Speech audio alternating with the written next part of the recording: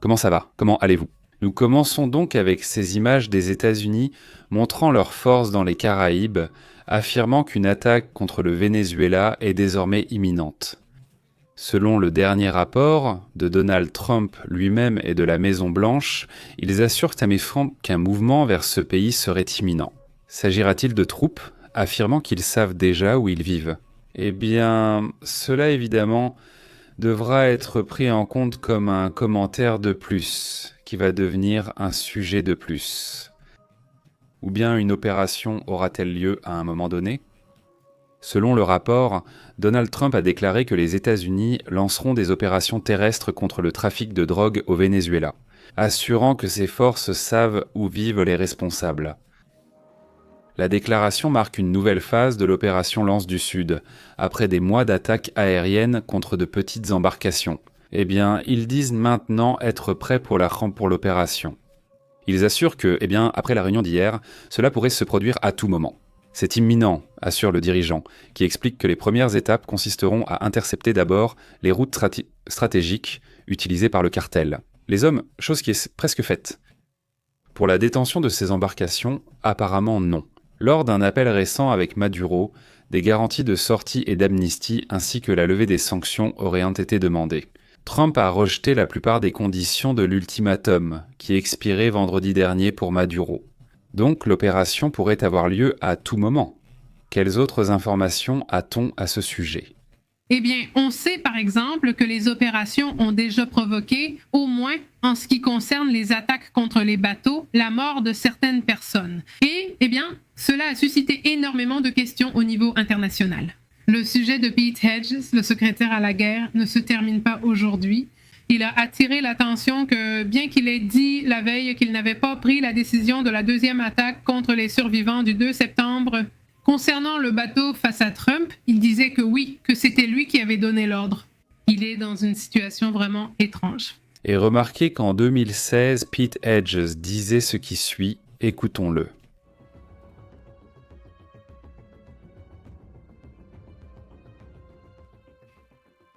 Il faut faire en sorte que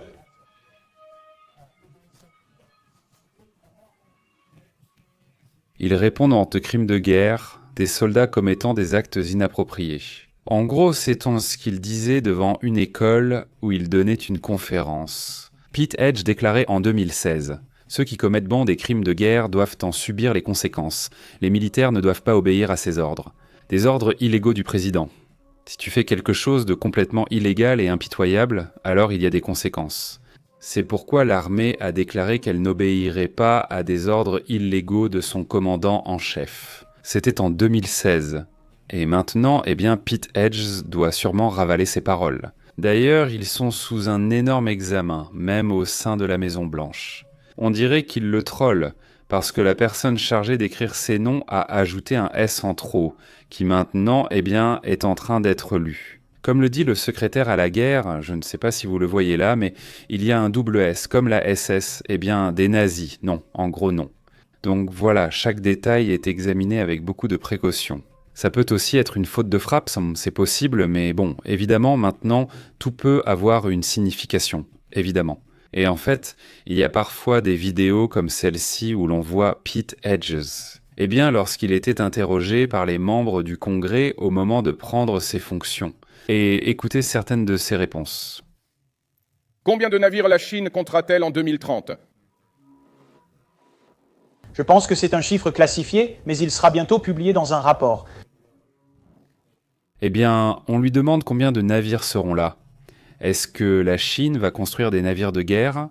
Il dit « Je ne pense pas que ce soit classifié ». On lui répond « Non, c'est public ». Et il y aura plus de 400 navires. Et il commence à lui poser des questions sur certaines zones à risque où des conflits pourraient éclater. Par exemple, la promenade passe par la Pologne, entre la Biélorussie et la Russie. Il y a un corridor dont nous vous avons déjà parlé plusieurs fois à propos de cet endroit. Qui est Kaliningrad ? Exactement, Kaliningrad, une zone à fort risque de guerre. Il lui demande à propos de ce passage, et ils disent simplement ne pas le connaître. Il dit « Sûrement tu me le diras », et il ne savait pas. Il lui pose des questions de base sur la géopolitique internationale. Il n'y a pas eu une seule réponse qu'il ait pu donner, pas une seule réponse qu'il ait pu donner à ce moment-là. Celui qui, face à cela, évidemment, le député Eugène Bittmann a rappelé que c'est un personnage qui n'est pas préparé et cela peut aussi attirer l'attention dans cette situation. Maintenant, nous parlons de députés qui, viennent de l'Est, comme on dit, du côté républicain et aussi démocrate. Ils ont fortement critiqué ce personnage. Parce qu'ils le considèrent essentiellement comme un outsider qui est venu enlever l'honneur, au Pentagone, en gros. Exactement. Beaucoup d'analystes disent qu'il s'agit surtout de paraître compétent, alors qu'il est évident qu'il ne l'est pas. Lorsqu'il a fait ce discours devant tous les généraux qu'il avait réunis du monde entier, il a fait des commentaires qui n'étaient même pas nécessaires. Il veut prouver sa valeur dans ce poste, mais cela montre encore plus que ce n'est pas le cas. À ce moment-là, il se moque aussi des bateaux qui ont été là. Il tirait, écoutons un extrait. À ce moment-là,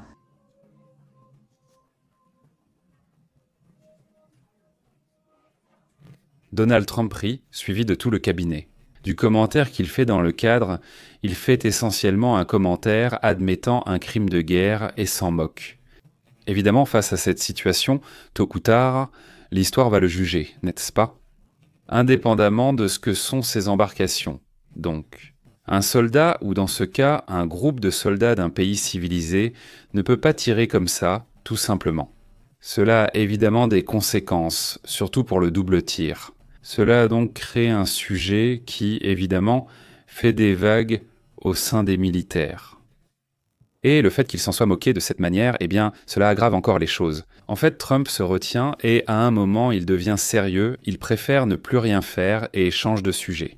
Mais évidemment, c'est parce que Trump est plus astucieux. Dans le sens où il sait que ce genre de choses ne peut pas arriver, mais évidemment, elles sont en train de se produire. Maintenant, un autre sujet également intéressant, c'est ce volcan, le volcan Merapi, qui reste très actif. En général, il y a eu beaucoup de volcans très actifs ces derniers jours.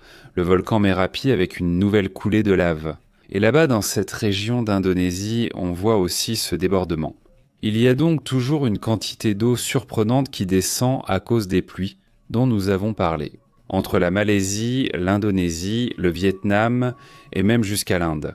En même temps, allons directement à ce qui se passe là-bas à Chicago, aux États-Unis, dans différentes parties des États-Unis, avec cette tempête hivernale. Elle est vraiment impressionnante. Voyons ce détail, puis passons aux autres rapports.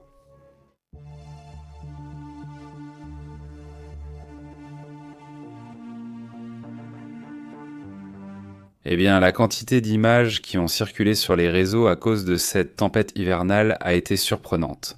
Là, nous voyons un petit coin de Chicago. Ici, nous voyons différentes régions des États-Unis qui montrent une forte activité de chute de neige. Et ce qui arrive parce que nous ne sommes encore qu'à la moitié de cette tempête. Et il y a une alerte pour environ 50 millions de personnes. Donc 55 millions de personnes sont actuellement en alerte. Et aussi, puisque nous parlons déjà de ce sujet du climat, profitons-en pour donner les prévisions pour l'été 2026. Il y a déjà un rapport sur la façon dont l'été va se présenter. Nous allons en parler maintenant, notamment à cause des phénomènes El Niño et La Niña. Ils anticipent déjà la situation, nous allons donc en parler. Mais bon, qu'est-ce qu'on attend en ce moment avec ce vortex qui a attiré l'attention ? On s'attend à ce qu'il y ait plus de 55 millions de personnes qui sont sous alerte météo hivernale à partir d'aujourd'hui, mardi, parce que la tempête a progressé depuis l'Arkansas. On voit même des chutes de neige intenses qui affectent déjà l'intérieur du nord-est des États-Unis, avec des accumulations qui dépassent déjà les 15 cm de neige dans le nord de New York et la Nouvelle-Angleterre. Et ce système provoque des interruptions de transport, des annulations de vols, ainsi qu'une alerte pour la visibilité réduite sur les routes. Et le service météorologique avertit que le phénomène pourrait s'intensifier avec des conditions dangereuses et se prolonger jusqu'à l'aube de demain. Et les autorités exhortent la population à éviter les déplacements inutiles et à se préparer à d'éventuelles coupures de courant. Cela provoque toujours beaucoup de nervosité, car beaucoup d'entre eux se chauffent. Certaines de ces personnes utilisent un système électrique et donc, il faut aussi se préparer à se réchauffer. Il faut calculer la logistique, n'est-ce pas, à la maison. Exactement cela. Voici les nuages actuels des 15 dernières minutes. Les températures ont été, comme vous le savez, assez froides. Nous allons voir rapidement l'accumulation de neige, voyons comment cela évolue. Et ceci d'aujourd'hui aux 5 prochains jours, environ un mois de tristesse, c'est ce dont nous parlions. Vers la partie nord-ouest et toute la partie centrale et nord-est, également des États-Unis, vers les grands lacs avec encore plus de chutes de neige, la quantité et l'étendue de la neige vont déjà diminuer pour les prochains jours. Au moins, cet événement renforce le fait que ces phénomènes climatiques, qui sont quelque chose d'extrême, disons, vont se produire. On va vivre un hiver peut-être, surtout dans le nord. Les États-Unis, surtout New York et la Nouvelle-Angleterre, recevront actuellement le plus de neige. Mais dans les prochains jours, cela va aussi s'étendre vers ces régions des États-Unis. Également, en ce qui concerne les températures, nous voyons à l'instant que ce phénomène va continuer de s'étendre. Surtout demain, il va s'intensifier dans cette région, comme nous pouvons le voir. Minnesota, Dakota du Nord, Dakota du Sud, Iowa, Wisconsin. Ils vont avoir des températures proches de moins 23 degrés Celsius, ce qui, si on le convertit en Fahrenheit, serait moins 9 Fahrenheit. C'est juste pour avoir une idée des deux côtés. Vers le Mexique, donc plus ou moins vers Chihuahua, où les températures seront proches de 0 degré. Proche de 0 degré dans cette zone du nord-ouest du Mexique, notamment en Basse-Californie. Dans le nord, on attend des températures assez froides, au moins proches de 0 degré. Également, à certains endroits, sûrement vers la rue Morosa, il y aura des températures très froides. Et au centre du pays aussi, des températures à un chiffre sont prévues pour demain soir. C'est ce à quoi on s'attend, donc que les prochains jours seront assez froids. On affirme que le phénomène de la Niña va affecter l'été prochain. Donc on sait déjà plus ou moins ce qui se profile pour cette prochaine année 2026. Alors, autant commencer à avancer ce qu'on peut dès maintenant. Les rapports à venir, qu'ils viennent de la NOAA, de l'Université du Colorado, d'ici ou du Service météorologique national. C'est-à-dire qu'ils avancent et font leurs calculs sur ce qu'ils observent. Le Service météorologique national mexicain affirme que la tendance climatique pour l'été 2025-2026 sera affectée par ce phénomène. Il parle même, par exemple, de l'Argentine, et cela a déjà été signalé, car là-bas aussi, ils assurent que ce phénomène va également prédominer. Le rapport avertit de températures plus élevées que d'habitude, et cela va évidemment entraîner un été fort, ici, peut-être un été intense et sec. Et d'un autre côté, par exemple, dans d'autres régions de l'Argentine, dans le sud de l'Amérique, qui sont déjà en été en ce moment, ils vivront déjà ce phénomène de la Niña, comme cela avait été anticipé. Le phénomène hivernal de la Niña pourrait éventuellement s'étendre jusqu'au printemps et à l'été. Nous y reviendrons et cela changera. Et en Argentine aussi, on s'attend ou on observe des températures plus élevées que d'habitude, ce que nous voyons déjà depuis un certain temps. Si on le montre rapidement ici, on voyait comment dans le nord de l'Argentine, on observe des températures assez élevées. Voyons si nous pouvons le voir. C'est déjà arrivé. Ça ne fait que commencer, mais on voit déjà certaines zones. En fait, pas seulement dans le nord, mais aussi ailleurs. Au centre-sud, il fait plus de 30 degrés. Et ça, nous allons voir comment cela va évoluer dans les prochains jours, une fois que cela se sera bien installé. L'été arrive, alors nous verrons si les températures atteignent près de 40 degrés. Non, mais il semble que c'est la direction que ça prend ces jours-ci. Alors, restez attentifs, les amis qui nous regardent de ces régions-là. Si vous êtes aux États-Unis, faites attention à ces chutes de neige, car elles ont déjà été signalées. Non, pas celles-ci. Vous savez déjà plus ou moins quoi faire, évidemment. Mais depuis environ quelques semaines, vous avez vu des images assez intéressantes de chutes de neige dans toute cette région. Un autre sujet qui attire aussi l'attention, c'est celui-ci. Comment s'appelle le Optimal Optimo plan qu'ils sont en train de présenter? Il montre juste comment l'optimal fonctionne, et ça marche bien. Si c'est vraiment 100% réel, sans trucage. Si ce n'est pas le jour. Si ce n'est pas le jour. Et l'honnête, il le présente là en train de bien fonctionner. Bien, je dis ça, il le présente directement sur le compte officiel de Tesla. Optimo. Voilà, il le présente, il me dit là que je sais que ça fait mal. Roleplay à Indalago. C'est-à-dire, bon, ils sont là en train de regarder les... Relations publiques dans cette... Vérifions, entend-on le son? Non, il n'y en a pas. Pourtant, ça devrait être bruyant, non? C'est-à-dire, franchement, l'image, c'est vraiment très fluide et qu'on ne voit plus rien. Ces robots maladroits qu'on voyait autrefois. Maintenant, ce sont des robots beaucoup plus agiles, non? C'est la vérité, c'est surprenant. Il court mieux que moi, je l'admets. Il faut l'accepter, il court bien. Je ne pensais pas, mais je ne voulais pas te le dire. Je ne voulais pas le dire ici devant tout le monde, que moi aussi, tu vois. Bon, allons-y, passons à d'autres sujets aussi intéressants. Merci à la communauté qui arrive. Écoutez, je vous demande juste une tâche. De partager. Mettez un like si vous voulez, mais surtout partagez, aidez-nous. Être indépendant est difficile. Aujourd'hui, je ne vais pas dire qui va y aller. Ne pas dire... À qui, pour ne griller personne. Mais aujourd'hui, une publication sort dans plusieurs médias. Une publication avec des documents en main d'un compte, ici du Mexique. Disons qu'ils pratiquent un soi-disant journalisme très pro-régime, de la propagande en fait, mais ils font comme s'ils étaient des journalistes, non? Et ici, il y avait tant d'amis à Monterrey. Ah, Pépé, tu as déjà vu ceux de X-Canal, non? Il m'a déjà amené, tu les as vus?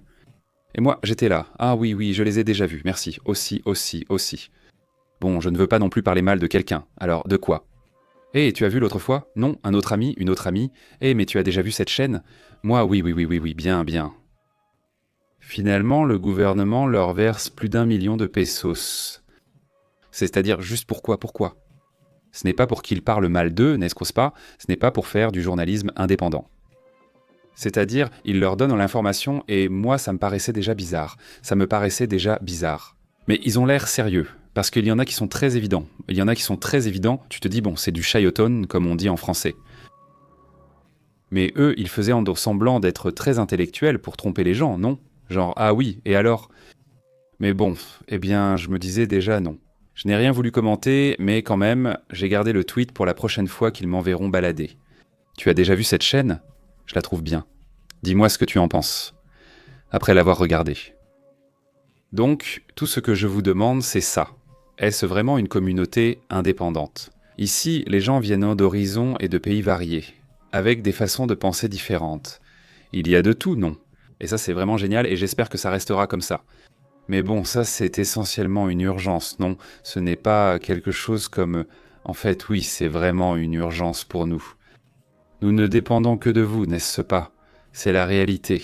Alors, si vous nous donnez un coup de main, que vous soutenez, que vous partagez et tout ça, merci, la chaîne pourra continuer d'exister. Sinon, eh bien non, mais disons que, eh bien, soyons honnêtes. Je ne sais pas si nous sommes ici pour vous et grâce à vous, car rien d'externe, ni extraterrestre, ni gouvernement ne nous retient ici. Et donc tout cela est porté par vous, non?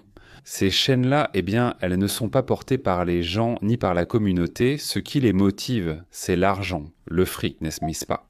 Mais bon, c'est comme ça. Allons-y alors, parce que, bien sûr, non seulement ils sont payés, mais les gouvernements intéressés paient aussi pour gonfler et faire exploser les chiffres. Et ils disent « Waouh, tout ce soutien, non ?» C'est ça, oui. C'est un peu soudain, eh bien, c'est aller à contre-courant.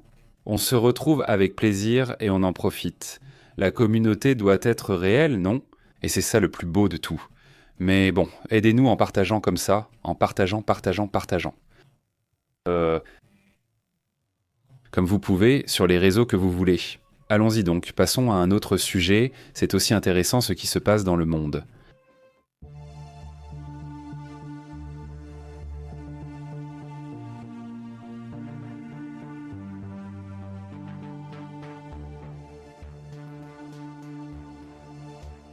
Regardez ce que des scientifiques ont découvert, ils ont confirmé un comportement assez étrange d'un champignon. En gros, on parle d'un champignon qui a aussi réussi à s'adapter à Tchernobyl, un champignon qui a besoin de la radioactivité. Cette radioactivité ne l'aide pas seulement à évoluer, mais elle l'aide aussi à grandir.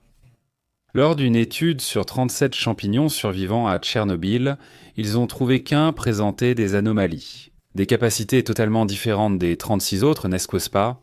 C'est-à-dire, allez, il y en a 37, étudier 36 qui sont, eh bien, intéressants, mais normaux. Mais il y en a un qui s'est déjà adapté d'une telle manière que les scientifiques, évidemment, réagissent. Ils réagissent à cela ou essayant de le comprendre et de l'étudier. Car ils disent, il a littéralement grandi avec la radiation, comme s'il s'y était adapté différemment.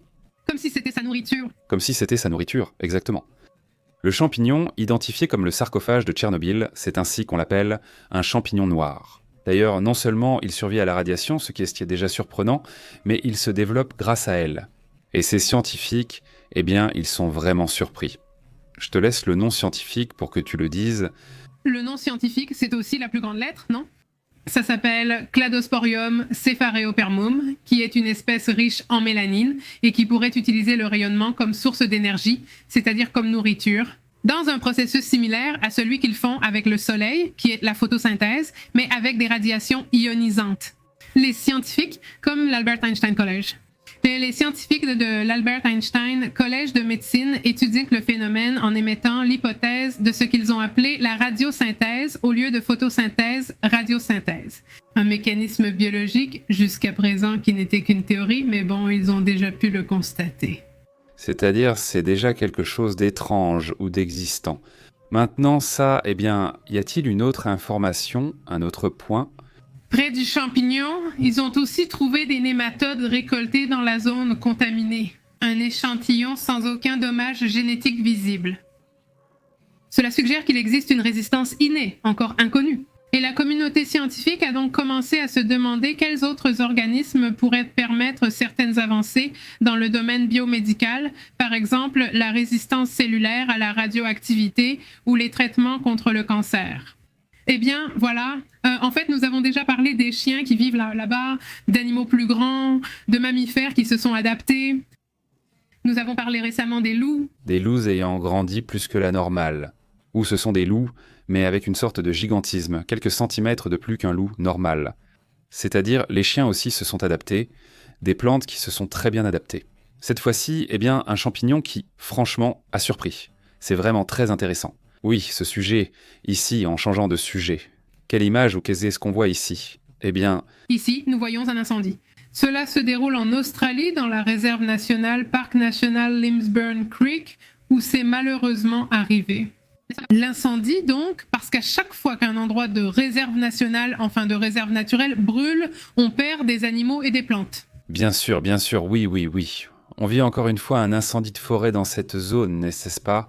Ce n'est pas. Nous parlons de ces régions du monde pour la première fois. Au fait, y a-t-il par là-bas un... Eh bien, allons-y. Une situation importante qu'il faut mettre à jour. Aujourd'hui, il y a eu la réunion entre les États-Unis. Avec Witkoff et le gendre Jared Kushner, tu sais déjà, Jared Kushner, le gendre de Donald Trump avec Vladimir Poutine, non ? Et ici, eh bien, nous avons pu voir, il y a un moment, l'arrivée. On a vu quelque part la photo, l'image d'être face à face avec Vladimir Poutine. Aujourd'hui a été une journée très curieuse. Curieuse parce que ça se présente. On voit aussi Donald Trump dormir en réunion. Ou parfois... C'est par là. Si vous avez vu, parce que vous savez qu'il allait donner un message qui est super important, mais le message, eh bien, c'était essentiellement son cabinet, parlant énormément de merveilles à son sujet. Comme ça, en disant, mais bon, à un moment donné, même celle du renseignement, non ? C'est celle qui parle des ouragans ? Christy ? Non. Christy Noem, oui. De sécurité nationale ? La sécurité nationale, mais le renseignement, c'est différent, non ? Ah oui, celle avec la chemise blanche, c'est bon, oui. Le renseignement ? Oui, exact, celle de Christy Noem sur la sécurité. À un moment, elle dit à Donald Trump. Maintenant, parlons de l'Ukraine, Russie. Mais celui-ci lui dit que grâce à lui, les ouragans cette année n'ont pas frappé les États-Unis. C'est-à-dire, imagine, oh mon Dieu, non, merci. Il se surpasse. À chaque réunion, il se surpasse. En gros, l'idée, c'est que chaque réunion, c'est pour savoir qui va dire le truc le plus extrême. Ah, j'en ai un moment, Marco Rubio dit « Non, il a apporté la paix ici, il a fait ci, il a fait ça. » Et on voit que Donald Trump est déjà... D'un certain âge, il a déjà dormi, Il est à l'âge de la flemme. Et donc, il hausse un peu la voix contre ce Marco Rubio, comme pour voir s'il le réveille ou s'il réagit. Là... Je l'ai vu vraiment fatigué. Oui, franchement, oui, cette fois, il va vraiment l'emporter. Je veux dire, ça m'a un peu rappelé Biden quand il le forçait à rester là. Oui. Donc, dans ce cas, il semble que là aussi, Trump, au moins aujourd'hui, on l'a vraiment vu très fatigué. Et Ils s'en sont rendus compte. Ils s'en sont tellement rendus compte pendant la diffusion qu'après, oui, ils disent que ce n'est pas parce que le président travaille 12 heures par jour. Pourquoi? Parce qu'il s'endort. oui, il s'endort. Comment s'est déroulée la réunion entre Wikoff et la Russie? Qu'y a-t-il eu? Supposément, ce qu'ils disent, c'est qu'en fait, il n'y a pas vraiment d'accord. En fait, il dit littéralement. Vraiment le Kremlin. Aucun compromis n'a été trouvé. C'est-à-dire, il dit que c'était une bonne réunion, mais aucun compromis n'a été trouvé. Donc, cela n'a servi à rien. Rien. Ça n'a servi à... À rien. Pour commencer, Poutine est arrivé avec 1 heure de retard. Bon, on sait déjà ce que ça veut dire. Ça ne l'intéresse pas.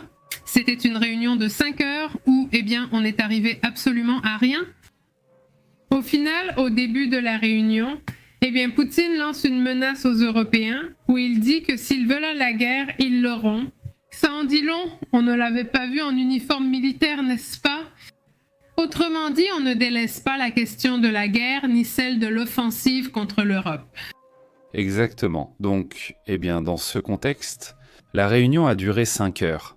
Les sujets clés n'ont pas vraiment été abordés, ou plutôt, aucun accord n'a été trouvé sur les sujets clés. Donc, eh bien, en gros, regardez ici quelqu'un. Non, quelqu'un, celui-ci. Comment s'appelle le responsable du ministre des Affaires étrangères de la Russie?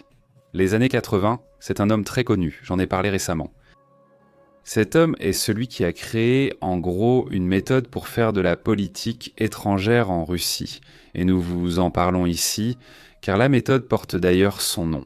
Je crois juste que j'ai oublié son nom. Mais cet homme est, disons, le prédécesseur de Sergueï Lavrov et de tous ces gens qui sont actuellement responsables des affaires étrangères. La stratégie de l'Union soviétique, car c'est bien d'elle qu'il s'agit ici, n'est-ce pas? Et on continue simplement à appliquer les mêmes stratégies. C'est-à-dire, ce que tu fais, c'est perdre ton temps, raconter des histoires. C'est pour ça que toutes les réunions durent 5, 6, 7 heures. Tu parles, et tu n'arrives jamais à rien. On a l'impression que tu vas arriver à quelque chose, mais tu n'arrives jamais à rien. Tout cela est bien connu. Il y a même des documentaires sur la gestion des opérations des affaires étrangères. De ce personnage-là, je veux dire, Witkoff et Marco Rubio sont très connus. Ou bien ils ne connaissaient pas ça, ou tout simplement, ils s'en fichent. Le point, c'est que... Est-ce que ce sera le gros Miko? Exactement. Alors, ce personnage, ce dont il était expert, c'était en Iran, dit l'une des méthodes. Et l'un des points, comme ces règles, était que si l'autre montre une faiblesse, c'est-à-dire ou montre quelque chose comme s'il était sympa avec toi, tu dois le voir comme une faiblesse et en profiter au maximum. C'est-à-dire le classique. Si on te tend la main, tu prends l'autre main, tu prends le pied, tu prends tout le reste. C'est-à-dire, c'est la stratégie qu'utilisent les affaires étrangères, et pourtant ils continuent à tomber dans ce piège. Donc, est-ce que le sujet est vraiment surprenant? Eh bien, ça continue d'arriver même à ce stade. Apparemment, on n'a pas parlé, du moins à ce qu'on sache, du sujet du Venezuela, qui est un sujet qui... Ah non, ce sujet. Oubliez l'intérêt de la Russie en Chine. Ils aiment bien donner des avertissements et ce genre de choses, mais ils ne vont pas s'en mêler. Ils ne vont pas s'en mêler, n'est-ce pas? Mais bon, disons que l'affaire est très chaude de ce côté-là. Mais bon, j'imagine que ça va être difficile de la part du régime de Maduro, de tourner le regard, et vraiment voir qu'il n'y a pas une aide réelle, non? Dans ce sens-là, mais bon, passons à d'autres sujets également importants.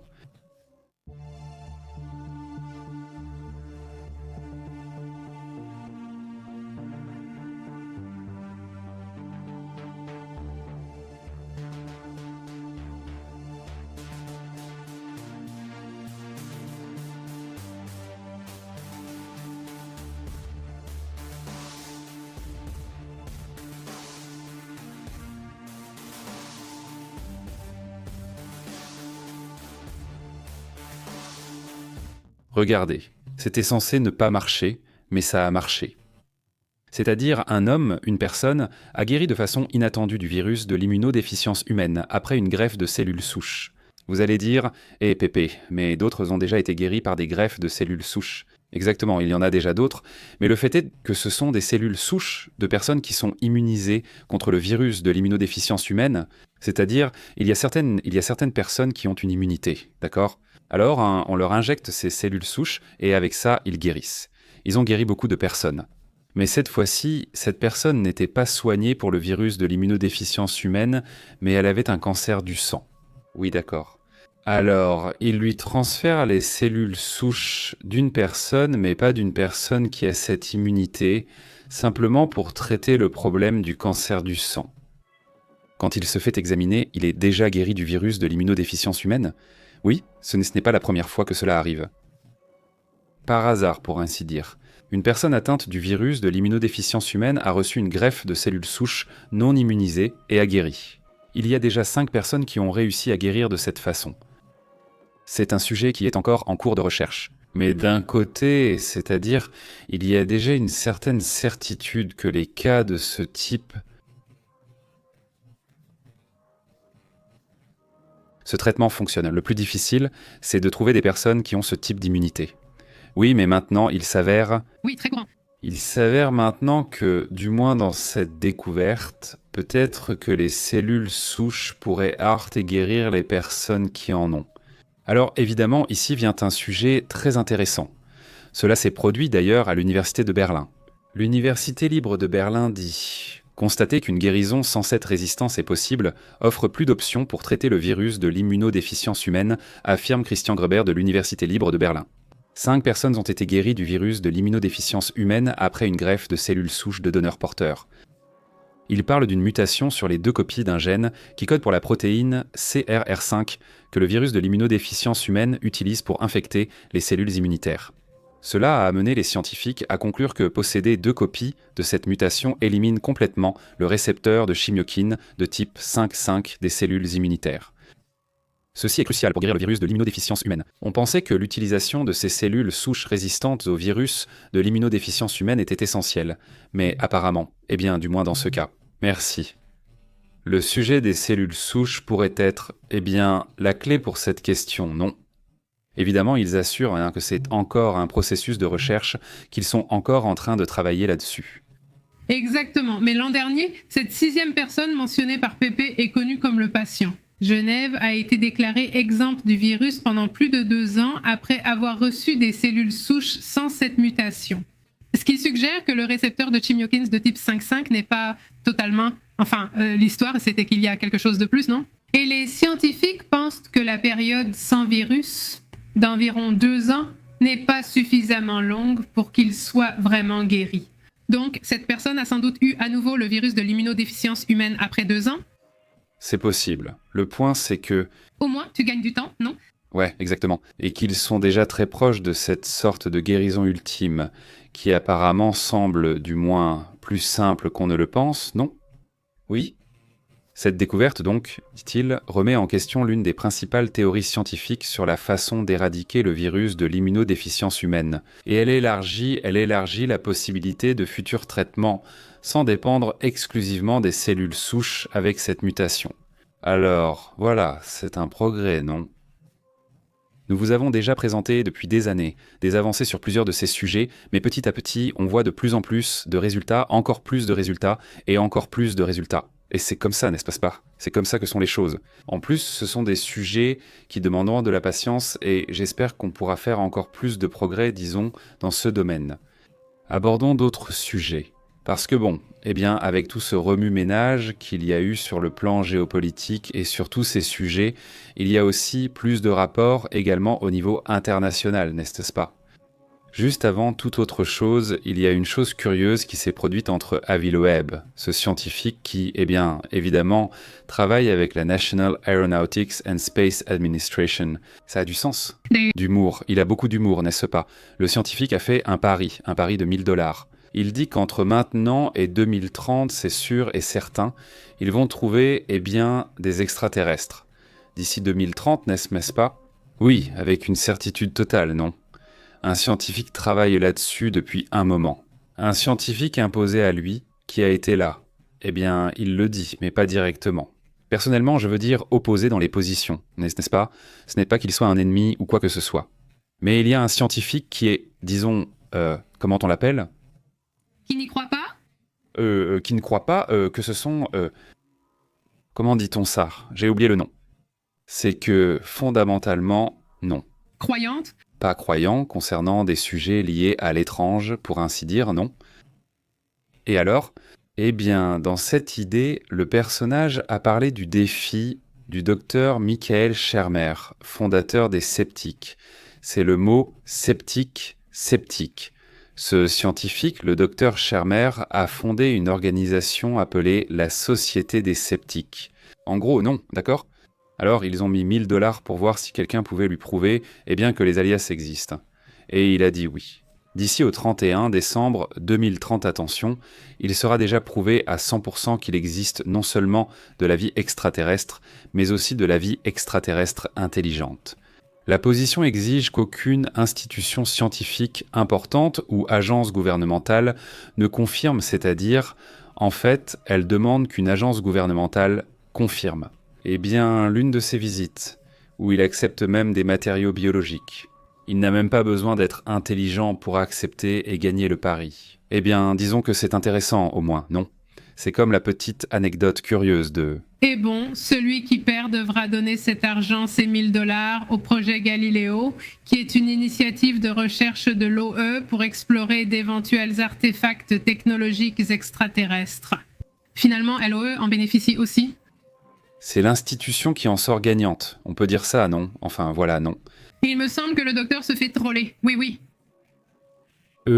Bon, voilà. Au fait, passons à d'autres sujets. Juste un petit rappel rapide à toute la communauté, vous pouvez nous aider en recommandant la chaîne. Il n'est pas nécessaire de partager sur vos réseaux, en parler suffit et c'est très apprécié. Merci, dit-on, de nous divertir, de nous informer, de nous tenir au courant de tout ce qui se passe sur l'actualité. Merci beaucoup, et c'est Rose Mabac. Merci beaucoup pour le super chat, nous t'en sommes reconnaissants, ainsi qu'à toute la communauté pour son soutien avec super chat, super merci ou abonnement. Ça aussi, évidemment, nous l'apprécions beaucoup. Une accolade pour toi et toute ta famille. Bon, passons à d'autres sujets, non? Passons aussi à d'autres sujets qui sont vraiment très importants. On y va?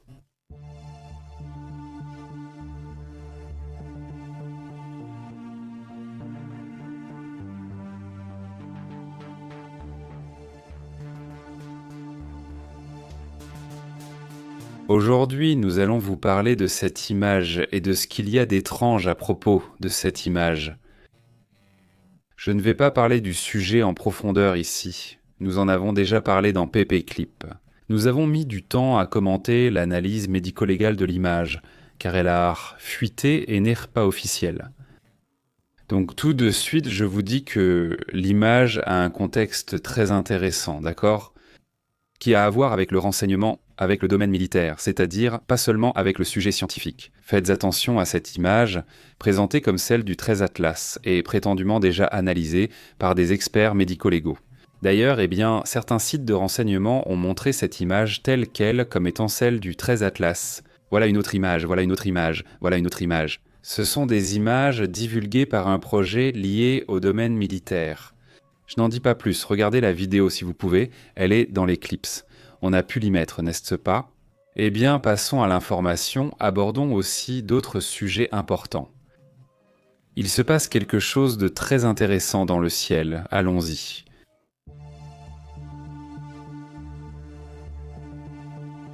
Il dit qu'il se passe quelque chose se passe depuis un certain temps dans le ciel. Et nous parlons de l'Irlande.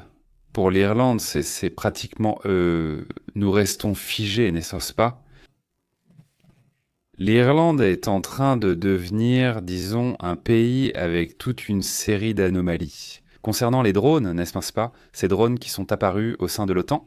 Nous avons parlé du Danemark, nous avons parlé de l'Allemagne, mais il nous manque ce qui se passe en Irlande. Ils assurent que les événements liés aux drones de 2025 ont été la chose la plus étrange que l'Irlande ait vécue ces dernières années. C'est-à-dire, rien ne surpasse ce qui s'est passé. L'Irlande redevient le centre de l'attention après une nouvelle série d'observations d'objets volants non identifiés. Cela a commencé, cette vague, a commencé en même temps que d'autres vagues. Non, nous n'avons pas pu la voir car il y a soudain beaucoup de rapports et de nouvelles, nous n'avons pas le temps. Ce qui se passe dans tous les pays, non ? Cette fois-ci en novembre. Et maintenant, en ces premiers jours de décembre, des objets volants non identifiés ont été signalés dans une vague surprenante. À Cork et à Donegal, des habitants ont signalé des lumières clignotantes en formation triangulaire, similaires à ce que nous disions hier au sujet du Royaume-Uni. Oui, eh bien celles-ci ne sont pas ou ne sont pas considérées comme un avion comme celui des États-Unis parce qu'elles ont des capacités différentes, comme par exemple rester en suspension pendant plusieurs minutes. Un autre sujet qui attire également l'attention, c'est que ce ne sont pas tous des objets thermiques, mais il y a aussi des objets métalliques, comme des sphères, qui restent suspendus à une grande altitude. Cela arrive surtout la nuit, par exemple à l'aéroport de Shannon. Il y a des rapports d'un pilote de ligne qui a affirmé avoir vu un objet métallique suspendu à grande altitude lors de l'approche nocturne de l'aéroport. On rapporte également 40 incidents, cela en plus de ceux de novembre-décembre, 40 incidents pendant les autres mois dont on a parlé, dit-il. C'est le plus grand enregistrement, c'est-à-dire ce qui s'est passé en 2025, le plus grand enregistrement des 10 dernières années. C'est pourquoi je dis que c'est la chose la plus étrange arrivée à l'Irlande. L'autorité de l'aviation d'Irlande a lancé une révision qui, pour l'instant, reste une révision, disent-ils, informelle, mais ils sont bien en train de la faire. Ils insistent qu'il n'y a toujours aucune preuve, notamment aucun risque pour la navigation aérienne selon eux. Et c'est pourquoi ils considèrent cela comme quelque chose, disons, de moindre importance. Les observations ont lieu dans le contexte, justement, d'un excès d'observation. En Allemagne, au Danemark, en Norvège, en Finlande, au Royaume-Uni. Autrement dit, l'ajout des États-Unis en 2024 avec leur vague a aussi été surprenant. Les observations, donc, ont été examinées au Congrès des États-Unis, elles ont même été examinées entre d'autres pays de l'OTAN, où il y a également eu des réactions à ce sujet. Eux, ils le voient sous l'angle militaire et géopolitique, non ? Mais ici, il semblerait qu'il pourrait y avoir autre chose, non ? Pendant que l'Europe examine cela et commence à recueillir des données similaires, l'Irlande, en raison de sa position géographique, pourrait également se trouver sur la route clé. Parce que si on regarde vers l'Est, eh bien l'Irlande est au milieu. En fait, la vraie surprise serait qu'il n'y ait pas cela. Comment dire ? Qu'il n'y ait pas d'observation dans cette zone. Parce que c'est juste à l'entrée de ce qui est, eh bien, la mer du Nord qui se trouve de ce côté, non ? C'est dans cette zone que la plupart des observations ont eu lieu, vous vous souvenez ? Entre ce qui est l'Allemagne, les Pays-Bas, la Belgique, le Royaume-Uni, le Danemark, tout ça ici. Rien qu'en Allemagne, 800 cette année, 800 observations de ces drones véhicules aériens sans pilote, comme nous venons de le dire, non ? Le Danemark, à peu près autant ? Suspension des aéroports. Vous connaissez toute l'histoire, la Belgique contre toute cette région, l'Irlande. De ce côté, c'est très proche, vraiment tout près. Donc évidemment, c'est à cause de la position géographique. Il est donc logique que quelque chose les touche aussi. Bon, attention, avec la question de l'Irlande, ce pays entre donc dans la liste de ce que nous voulons faire, au moins comme un vote. Je ne sais pas si on le fait ici avec la communauté ou si on le fait nous-mêmes, d'accord ? Mais ce serait quoi les notes les plus bizarres ou les plus étranges de cette année 2025 ? Parce qu'aujourd'hui, c'était vraiment une année très curieuse, du moins c'est ce que je pense. Bon, allons-y alors. Passons à d'autres sujets tout aussi intéressants. Un autre conflit potentiel est signalé avec les Afghans, connus pour leur bellicisme. S'ennuient-ils après 20 ans de guerre ? Oui, n'est-ce pas ? On dirait qu'après, ils s'habituent, n'est-ce pas ? N'est-ce pas ? Ils s'habituent au conflit. Ils s'habituent à l'adrénaline, c'est réel. J'ai souvent dit ici que beaucoup étaient des guerrilleros, n'est-ce pas ? Eh bien, maintenant, ils sont dans la bureaucratie et ils en ont assez. Ils en ont assez, les mêmes Afghans. Eh bien, ils ont interviewé des Afghans qui ont combattu là-bas pendant ces 20 ans et qui maintenant, par exemple, travaillant dans la bureaucratie. L'un d'eux gère les amendes de circulation.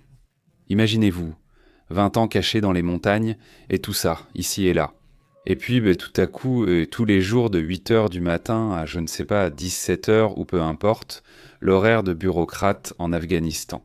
Non, mettre des petits tampons, non, comme les sœurs des Simpsons, non, qui sont là à s'occuper des cartes ou peu importe. C'est extrêmement ennuyeux pour eux. Et donc, il y a peut-être voire plusieurs conflits qui approchent. Avec le Pakistan, ils veulent se battre. Un jour oui, un jour non. Avec l'Iran, ils ont déjà coupé l'eau aux Iraniens. L'Iran serait déjà en manque d'eau. Ils ont bloqué l'eau aux Iraniens. Et ça, c'est-à-dire, ils veulent s'en prendre à l'Iran, ils veulent s'en prendre au Pakistan. Mais l'Afghanistan a d'autres voisins. Là-haut, le Tadjikistan, ils ont aussi des problèmes avec les Tadjiks, ou je ne sais pas comment on appelle les habitants du Tadjikistan, non. Mais le fait est qu'il y a déjà 5 personnes qui ont perdu la vie. C'est-à-dire, il y a 5 personnes qui ont été abattues lors d'attaques lancées depuis l'Afghanistan. C'est-à-dire, ils accusent littéralement. Les militaires afghans entrent au Takhaïstan et ont tiré, et il y a 5 personnes qui ont perdu la vie. Ceci, évidemment, c'est un sujet. Il y a de la tension et on s'approche possiblement d'un autre conflit. L'Asie centrale a confirmé officiellement de la part du Takhaïstan que 5 personnes ont perdu la vie et 5 autres ont été blessées à la suite d'attaques lancées depuis l'Afghanistan. Cela s'est produit la semaine dernière. Mais les incidents, prennent soudainement du temps à être réformés et à apparaître dans les médias, n'est-ce pas ? Surtout dans des endroits aussi exotiques que ceux-ci. Il y a en ce moment même des attaques lancées depuis l'Afghanistan. D'après ce qui est rapporté, il y en a eu à 2 reprises. Ce furent 2 fusillades distinctes, transfrontalières, qui, marquent une escalade sécuritaire. On dit qu'ils ont déjà des problèmes depuis un certain temps, mais cette fois-ci, ils prennent de l'ampleur, disons, ils montent en intensité. On demande donc une réunion entre les 2 pays pour voir s'ils peuvent, discuter, mais d'emblée, ils ont déjà condamné, dit-on.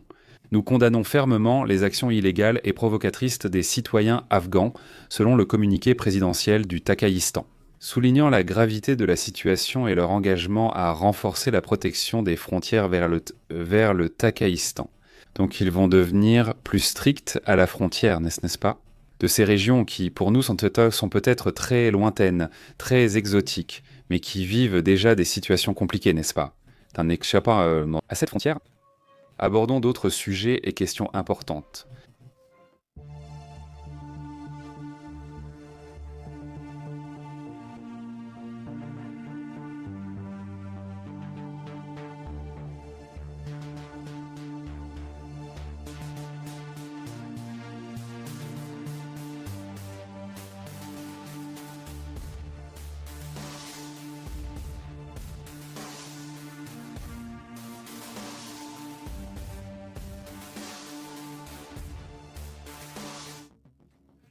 La National Aeronautics and Space Administration a émis des alertes en raison de la tempête géomagnétique qui s'est produite ce matin.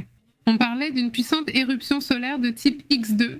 Un œuf, mais ils disent que c'était 2, mais c'est X. 2, non ? Un œuf. Un œuf, c'est-à-dire presque 2, il lui manquait un tout petit peu. 0 pour certains, 2 pour d'autres. Mais la donnée officielle est 1,9. Oui, c'est déjà arrondi. C'est-à-dire c'est celle qui est passée le 1er décembre, mais simplement, elle arrive juste maintenant. Oui, bien sûr. La tempête géomagnétique, exactement. Bon, la tempête. La tempête géomagnétique a été enregistrée ce week-end par l'Administration nationale de l'aéronautique et de l'espace, c'est-à-dire la National Aeronautics and Space Administration. Cela a été observé le 30 novembre à 21h49 de l'Est des États-Unis, lorsque cette puissante X1,9 a été détectée. L'intensité de l'explosion a provoqué des interruptions momentanées des communications radio en Australie et dans certaines régions d'Asie du Sud-Est. Et ce phénomène a été qualifié d'éruption solaire de classe X, qui est la plus intense sur l'échelle utilisée pour mesurer l'activité solaire. Cette tempête vit. Son origine est la tache solaire appelée Active Region, 4299. Cela pourrait se produire dans les prochaines heures, peut-être demain, avec des aurores boréales qui, pourraient aussi être visibles à des latitudes plus basses que d'habitude, mais pas aussi basses que la dernière fois où elles ont même été vues au Mexique. Mais un peu plus au nord.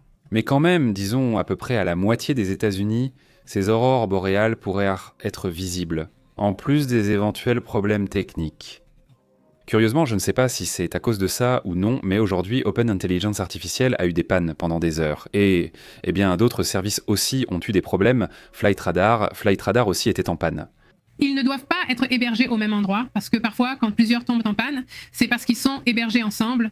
Où il y a une tempête ou... Il y a une tempête. Selon le Centre de prévision de la science spatiale de la National Oceanic and Atmospheric Administration, l'ampleur de cette alerte est telle qu'elle dure jusqu'au jeudi 4 décembre. Et ils ont souligné que l'éjection de masse coronale associée à cette éruption ne devrait pas atteindre directement la Terre. Le comportement du plasma génère effectivement des effets sur la Terre qui sont gérables dans certains systèmes technologiques. Non, eh bien voilà, c'est-à-dire la tempête solaire ou l'activité solaire. Pardon, ça n'a pas cessé. C'est-à-dire qu'on parlait d'une possible baisse du maximum solaire, mais en fait, il est toujours là. Donc le sujet est-il toujours actif là-bas? La tempête géomagnétique n'est pas encore là. Elle est prévue jusqu'au 4. L'alerte dure du 1er au 5 décembre. D'accord, donc oui, c'est possible. Ça arrive parfois. Les aurores boréales vont de New York à l'Idaho. Jusqu'à l'Idaho. Ok, voilà, c'est ça. Aux amis attentifs, la nuit dans ces coins, vous savez maintenant comment voir des aurores boréales, non? Et tu vas réclamer un héritage, mais que veux-tu me demander? Aïe, Ce serait tellement beau. un endroit pareil, pourquoi viens-tu? La neige, oui, mais s'il fait nuageux, je ne sais pas. Oui, qu'il fasse clair. Oui, qu'il fasse clair, sinon il ne peut pas neiger et il n'y aura pas d'aurore boréale. Si Si tu ne gardes pas la bague pour autre chose, oui, ce serait bien, non? Ce serait bien, ce serait très joli. Bon, alors, pour plus d'idées, tu es vraiment doué pour les... abonnez-vous. Je vous donnerai d'autres idées plus tard. Passons à d'autres sujets importants.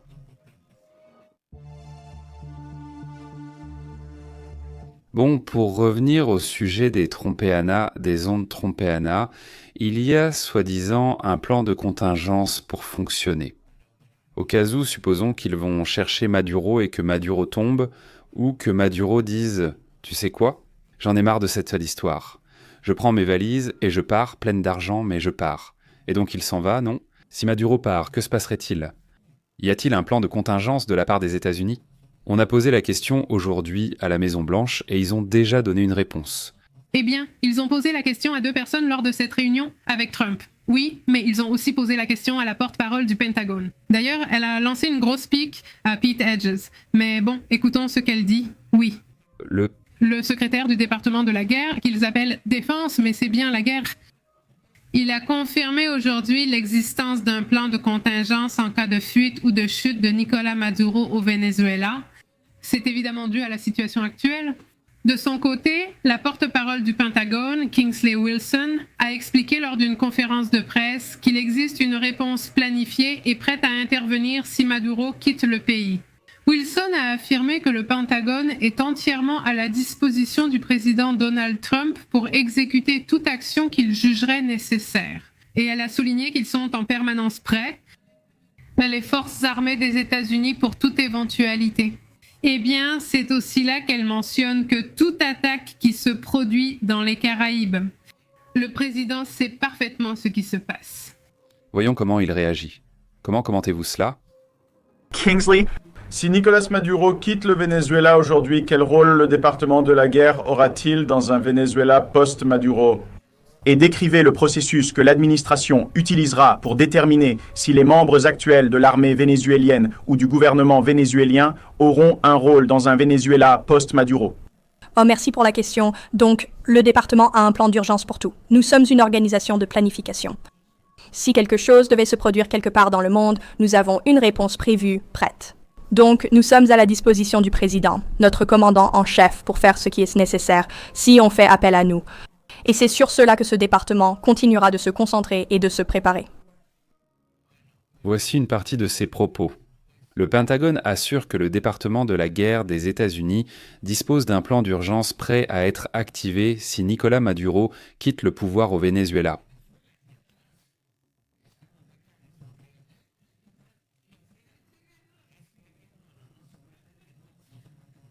D'une certaine manière.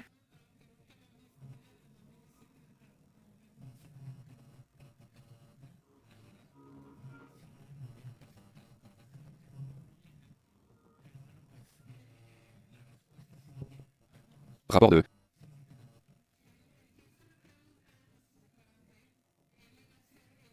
Iranienne. Mais ils ne l'ont pas accepté. Il est complètement fou celui-là. Enfin, il était digne. Mais il est tellement fou qu'ils n'ont pas pu l'accepter. Et donc, elle est restée journaliste. Madgas, tu te souviens? Oui, bien sûr, oui. Il est complètement fou. Et bon, ils l'ont là comme une question. Arrangée, celle qui interroge à sa manière, elle... Qui pose des questions à sa façon. Il ne lui manque plus que le petit nœud ou le Le cache-œil. cache-œil ou un personnage du genre, non? Oui, des personnages comme ça. Très étranges aussi là-bas. Après-midi, non, ce n'est pas le matin, mais des après-midi. Oui, celles-ci sont le matin. Bon. Ce truc de la conférence du matin, je ne l'ai pas inventé, je l'ai copié. Les États-Unis, est-ce que... De quoi les États-Unis? Oui. Et il y a toujours quelqu'un du gouvernement, pas forcément le président. Non, mais que ce soit, Le président? ici aussi ça n'a pas marché. Ici, ça marchait, mais ce n'était pas comme si tout le monde... Les jours, ils ne sortent pas tous les jours? Oui, ils ne sortent pas tous. Les jours. Eh bien, Bon, voilà le problème. Allons donc aux commentaires.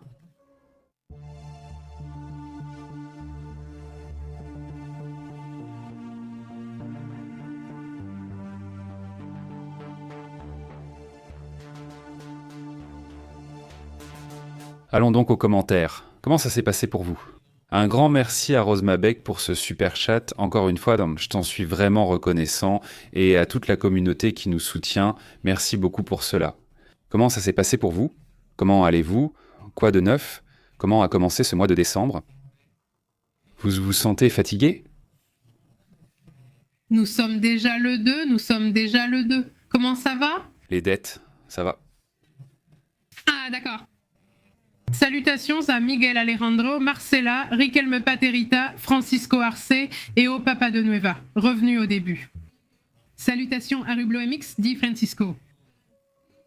Moura, dit-il, le Brésil remercie Trump. Ah, c'est parce que c'est en brésilien. C'est en Brésilien. Salutations à Trump, mais pas ainsi. C'est en portugais. portugais. Eh bien, c'est que c'est du portugais, c'est brésilien. Portolero, portolero. Salutations d'Apin, il dit pardon, c'est que je me suis vraiment douché aujourd'hui. Ce petit panthère, salutations, petit panthère. Salutations, Dice. S'il n'y a pas de bisous, il n'y a pas de like. Allez, un bisou. Bisous. Bisous. Voilà, s'il vous plaît. Un like, un partage. Ou vous voulez un bisou comme ça, avec la langue et tout ça. Qu'est-ce que vous voulez? Salutations à Francisco Corralan qui dit « Chaque jour où Trump aboie sans mordre est un point pour Maduro ». Malheureusement, les gens en ont déjà assez des paroles creuses. Exactement. Qui le dit? C'est Franco Corralan qui le dit. Très bien, Franco. Oui, les gens en ont vraiment marre. Je ne sais pas de ces discours de politiciens et il ne se passe absolument rien. Voilà. Les dettes continuent à toute allure. Oui, n'est-ce pas? Je ne suis pas très fan de cette période parce que je dis toujours que les dépenses semblent se multiplier, moi. Je dis juste, décembre arrive et la glace commence à trembler. Je vous le jure. Tu commences début décembre, tu vas faire les courses et tout augmente. Tu te dis, mais pourquoi? Ou bien ce sont les mêmes choses, mais tu gagnes 1000 pesos de plus. Je veux dire, c'est comme qu'est-ce qui se passe ici? Et là tout de suite, en parlant de choses de... Il faut parler avec nous de... Tout à coup, il y a de bonnes choses. Je veux dire, il y a un instant, littéralement, avant d'arriver ici, on est passé par un Soriana. Et là, à l'entrée sur une énorme île, ils ont dit... Ça y est, Pépé arrive. Une île énorme, et ce n'est pas une pub, Soriana. Mais bon, est-ce qu'il mérite qu'on mette ce commentaire? Une immense île d'avocats superbes, tous verts mais beaux, qui mûriront dans quelques jours. 24 pesos le kilo. Je me suis senti comme dans les années 90. J'ai rempli 2 sacs et me suis demandé s'ils les remplissaient en tant que vraiment tous les deux. C'est-à-dire, même comme ça va quand même me revenir moins cher qu'un kilo. Normal. C'est-à-dire, et on en a déjà pris, c'est déjà arrivé, ça s'est déjà produit plusieurs fois chez Soriana, La dernière fois, j'ai ramené près de 3 kilos. Oui, on en a ramené beaucoup, et ils ont mis 3 ou 4 jours. En plus, ils sont devenus bons. En alternance. En alternance, pas tout à la fois, sinon imagine le guacamole géant qu'on aurait fait. Que c'est bon? J'aurais... Valide, oui. Mais la vérité, c'est que... très bien, oui, c'est un peu ça. En ce moment, la situation semble un peu difficile avec tous les paiements, car je remarque que... Ne le soyez pas. Je veux dire, il y avait beaucoup d'offres ou de choses que je trouve mal synchronisées. Surtout pour la nourriture, non. Et je vois souvent les cafés, c'est un peu ma référence, parce que j'aime beaucoup le café.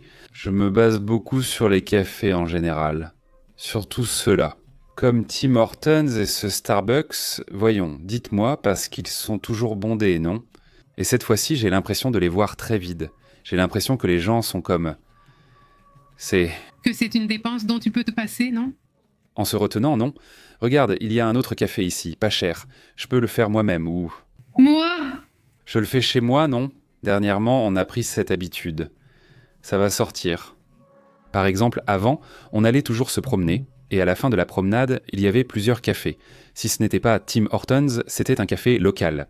Donc maintenant, j'emporte mon café pendant la promenade. La promenade se termine, le café se termine, pendant la promenade. Et puis tu le mets dans le sac à dos. Et voilà, non. Mais comme ça, tu t'évites ça parce que ce n'est pas juste un café, c'est un serveur, n'est-ce pas ? C'est que, en fait, tout le monde en veut, n'est-ce pas ? Je veux dire, toi ça te tente, les enfants aussi, et au bout d'un moment, tout le monde en veut. Je veux dire, ça fait 200 pesos là, 300 pesos. Oui, presque 300, presque. 300 pesos, peu importe pourquoi. Et aussi, pendant ces balades, c'est habituel. Eh bien, ici au moins, ça se remplit de sponsors. Alors tu marches, on t'offre de l'eau, on t'offre du jus, qu'on m'offre du café, du Gatorade, on t'offre du Powerade, on t'offre tout ça. Tu n'y vas pas comme ça, vous dites-me qu'il n'est même pas nécessaire d'apporter de l'eau car on te donne des bouteilles sur le chemin. Donc c'est cool quand il y a ces événements hebdomadaires, mais bon, quoi d'autre ? Salutations à Wico Facon, Ruiz, Connie et Luis Alberto Castro. Merci beaucoup. Comment vas-tu, Luis Alberto ? Quoi, Luis Alberto ? Et Roble est là aussi. Quoi de neuf, Roble ? Bonjour, où étais-tu, Roble ? Comment as-tu ? Été ? Ça va. Salutations à Roberto Ballesteros, il dit. Une grenade coûte $5 à Denver, Colorado à $5, 5 pour 20, 2 pour 100 pesos. 100 pesos. Ici aussi, pareil. Oui, en ce moment, c'est en promotion. C'était à 4,25, mais le kilo d'une grenade est à 100. Mais attends, c'est que les grenades pèsent presque 1 kilo. Attends, j'attendais littéralement une grenade. Aïe. Non, mec, un fruit, c'est ce qu'on dit au supermarché. Je n'ai pas pensé. Ils vendaient des armes aux gens dans la rue et j'ai dit « Quoi ? Ou c'est quoi ce délire ?» Non, je ne l'ai pas. Les fruits de pépé, concentre-toi. Fruits. D'accord, c'est que tu viens de la géopolitique. Et soudainement, tu parles de grenades. Tu parles de l'avocat et... Toi de quoi ? Je ne sais pas quoi, c'est le sujet de l'avocat. Ici, ils vendent des grenades. Et celui-ci, ici, il compte un 47. Sinon... Ils ne te croient pas. Ce serait vraiment pas cher. La grenade. Oui, eh bien oui. C'est pour ça que c'est devenu violet. Enfin, grenade, le fruit. Ici, c'est pareil. La grenade aussi, je ne comprends pas pourquoi elle est si chère. Ça a toujours été ainsi. Je ne me souviens pas. Du moins à l'âge adulte. Quand il faut payer. C'est-à-dire, enfant, tu ne l'apprécies pas. Tu dis, bon, je veux ce fruit, tu le demandes sans regarder les prix, et on te le donne ou non. J'ai expliqué à mon fils cadet le panier de base. Il m'a répondu « Je ne sais pas et ça ne m'intéresse pas », tout en jouant. Je ne l'embêtais pas et je ne courais pas, mais j'avais 5 questions d'affilée comme « C'est quoi l'inflation ? C'est bien ou mal ? » Eh bien, il est comme ça. Donc... Oui. Tu savais ? Mais quand je lui ai demandé sur le panier de base, j'ai dit non. Il ne répond plus et ce Léo, eh bien, il ne répond pas. Je vais te dire, puisque tu doutes. Vas-y, dis-moi, et je lui explique ce qu'est le panier de base. Mais c'est comme Peña, oui. Car ce sont des choses qu'ils doivent apprécier, je comprends. Ce sont des bases que tout le monde considère acquises, non ? Mais oui aussi. Salutations à Roberto Vallebueno, déjà salué, puis à Luis Alberto Castro.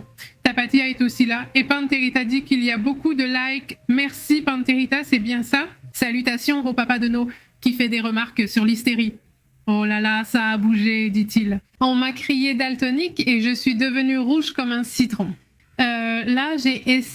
Aujourd'hui, j'ai essayé de cuisiner avec du vin. Au 5e verre, je ne savais déjà plus ce que je faisais dans la cuisine.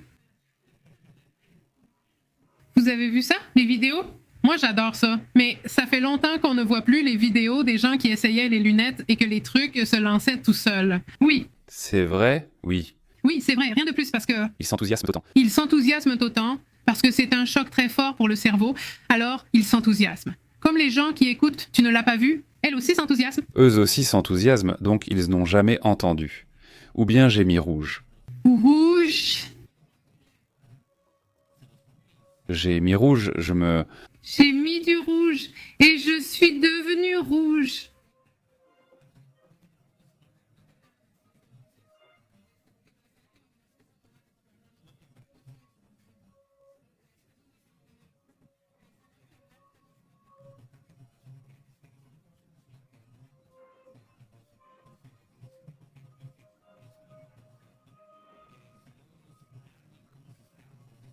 Rouge, je suis devenu rouge.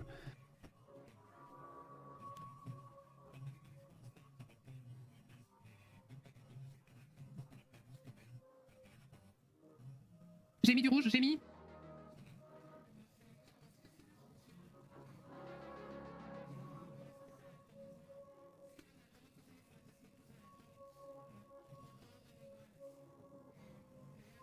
J'ai mis du rouge et je suis devenu rouge. Et je suis rouge. Et je suis devenu rouge.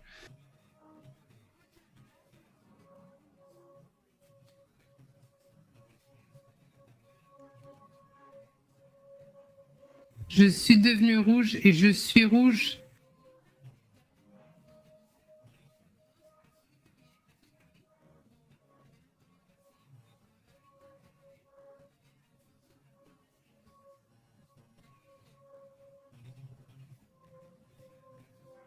Et je suis devenu un...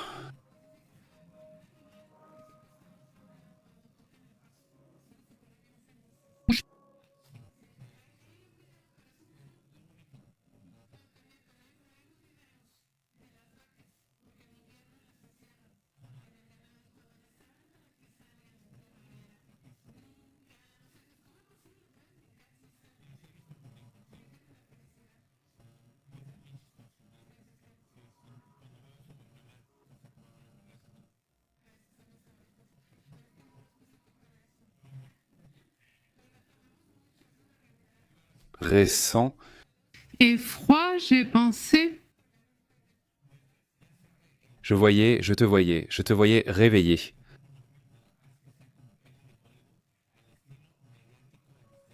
Salutations. Pardon. Gras. Au revoir. Moi. On dirait un petit garçon.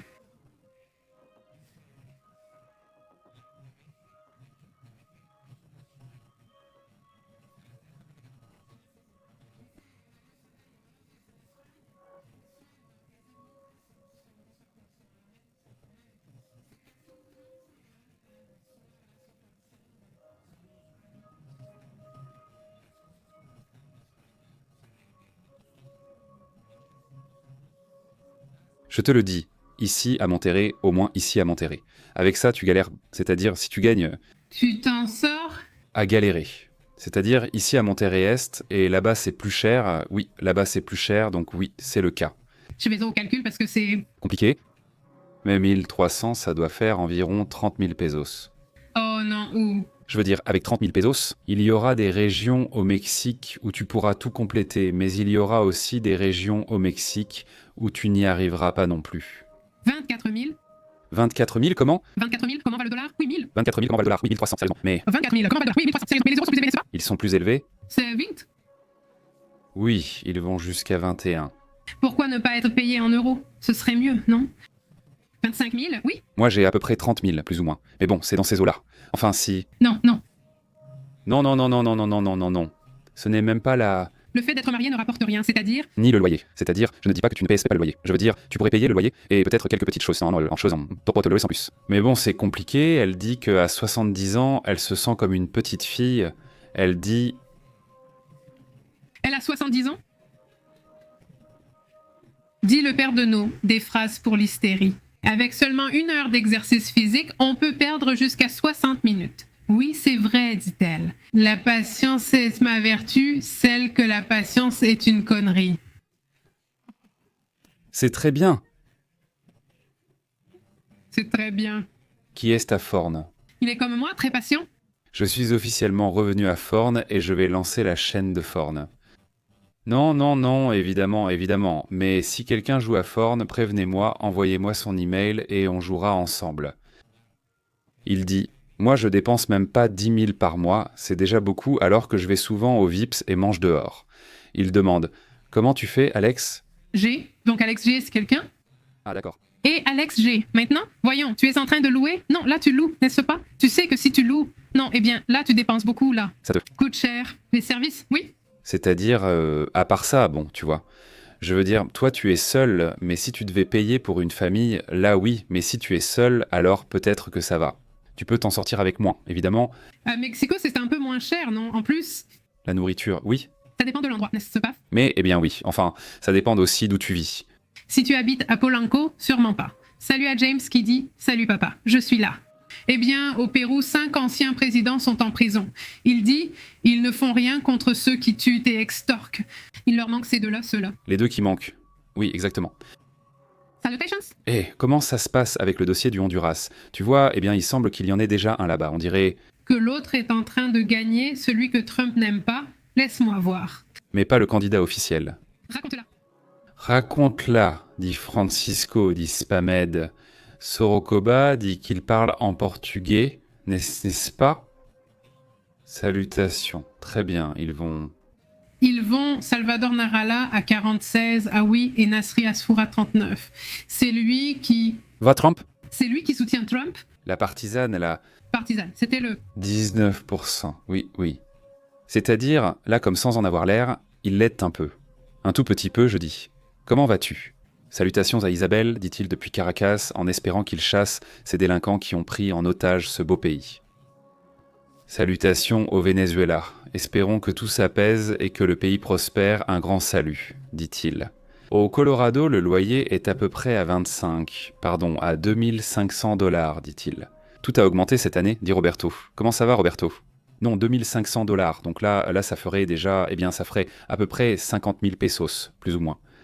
Quelle est la taille de la maison, Roberto? Ça revient à 45 000 pesos, plus ou moins. Et je ne sais pas quelle est la taille de la maison. Oui, c'est-à-dire une grande maison, une petite maison, une maison moyenne. Petite, non, juste 2 chambres. Oui, Pépé en direct dit « Je crois qu'aujourd'hui, on a tous mangé du clown ». Il ajoute « Ouh, mec, je sais, non? D'accord, on est. » 2500. On est plus détendu parce que, au moins d'ici à décembre, non? Il va falloir le faire. On va organiser des posadas, toi et moi? Oh! C'est-à-dire, on nous invite déjà? On fait une posada ici tous les deux, il dit oui. C'est la chose la plus étrange que j'ai vue en 2025, l'intervention de Trump, dit-il. Et ça a l'air normal, dit-il. Voyons, dit-il. 67, dit-il. L'intervention de Trump en 2025 est la chose la plus étrange que j'ai vue. Que ça paraisse normal, dit 67. Salut 67, comment vas-tu? Dis Louis, comment vas-tu, Louis?